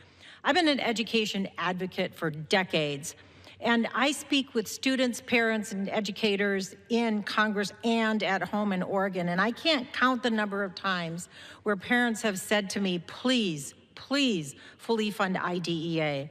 But according to the Department of Education, Secretary McMahon is now exploring additional partnerships to move the administration of special education programs under IDEA, the Individuals with Disabilities Education Act, to other federal agencies. And the most likely choice for this, unconstitutional and illegal transfer, is to the Department of Health and Human Services. Mr. Speaker, this means that Secretary Robert F. Kennedy Jr. would be in charge of administering IDEA.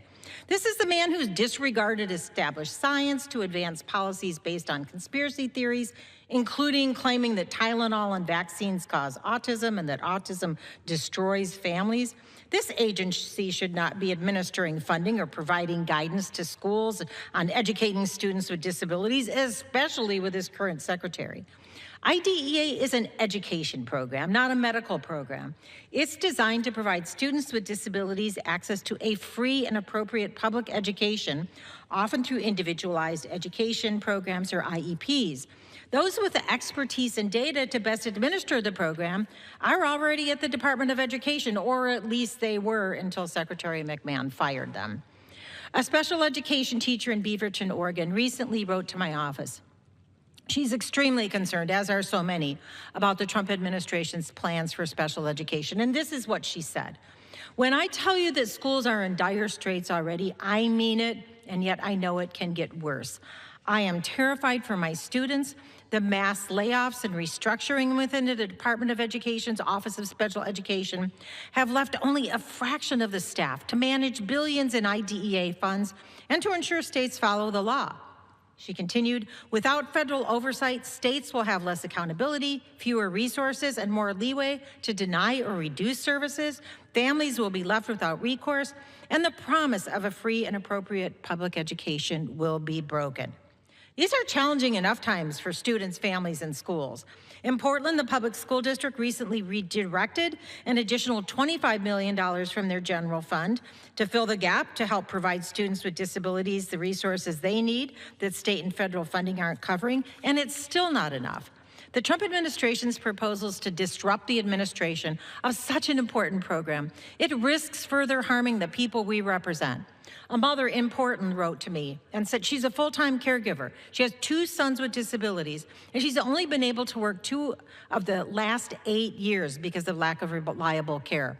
And unfortunately, she was just laid off again from her most recent job. She told me, we are exhausted. We're doing everything we can, but the system leaves too much on families. She begged us to protect access to services for students with disabilities and to continue advocating for these children and their caregivers. In her words, we need policies that recognize the reality we're living, not ones that make it harder.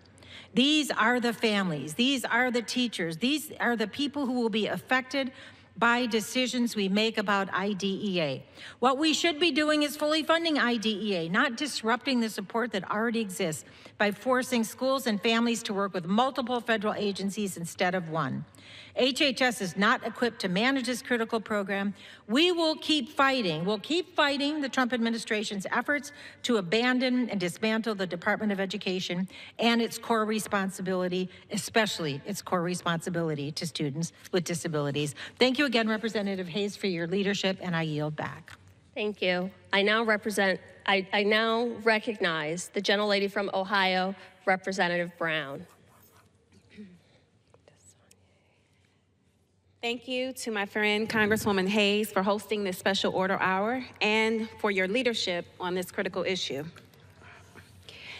50 years ago, Congress passed the Individuals with Disabilities Act, or IDEA, because America rejected exclusion and finally recognized a simple truth. Every child, regardless of ability, deserves to learn, grow, and succeed. Yet today, that promise is under attack. Disabled students are more vulnerable than ever, facing threats to their funding, their services, and the federal protections that make equal education possible. And at the same time, this administration is laying off the very civil servants whose job it is to protect those children and enforce the law. When you cut special education funding, cut the Department of Education, and cut the staff, no one can speak out for the children who need these programs the most. Children like my nephew, RJ, who was born premature and has dealt with developmental delays all his life. His condition requires special care and attention. He didn't choose to be disabled or to have additional needs. But he is made in God's image, and he deserves every opportunity to reach his full potential. And because of programs established by IDEA, children like RJ can access the same educational assistance and support that other students enjoy. I think that's a good thing. I think that's what should make America America. But this White House disagrees. The Trump administration believes that the rights and opportunities available to students like RJ can and should be limited.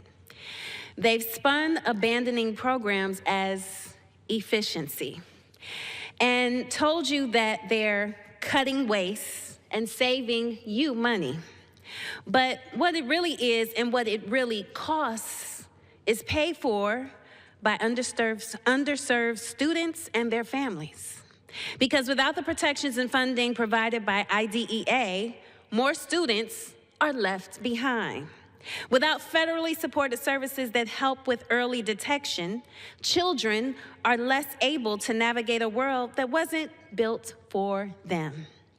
IDEA doesn't provide special treatment, it provides children with fair and inclusive treatment. And it doesn't waste federal resources. It breaks through the barriers that children with disabilities face and levels the playing field. But today, that lifeline for children with disabilities is under threat. In my own state, nearly 1 in 5 students have disabilities. That's more than 250,000 children in Ohio who rely on IDEA programs to get the education they need and deserve. So I have one question today. How exactly does gutting special education programs and staffing make America great? It doesn't.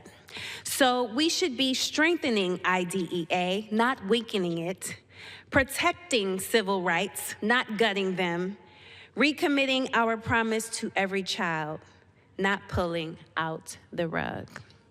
So I want to thank my friend and a true champion in the education space and the leadership she has demonstrated on this critical and, yes, personal issue to me for her leadership. With that, I yield back. Thank you, Representative Brown. And I think you already know I will always fight for RJ and all of the kids like him. With that, I recognize the gentlelady from Arizona and the newest member of our committee, Representative Grijalva. Thank you, Congresswoman Hayes, for your leadership and your advocacy. I rise today to speak in defense of one of the most important civil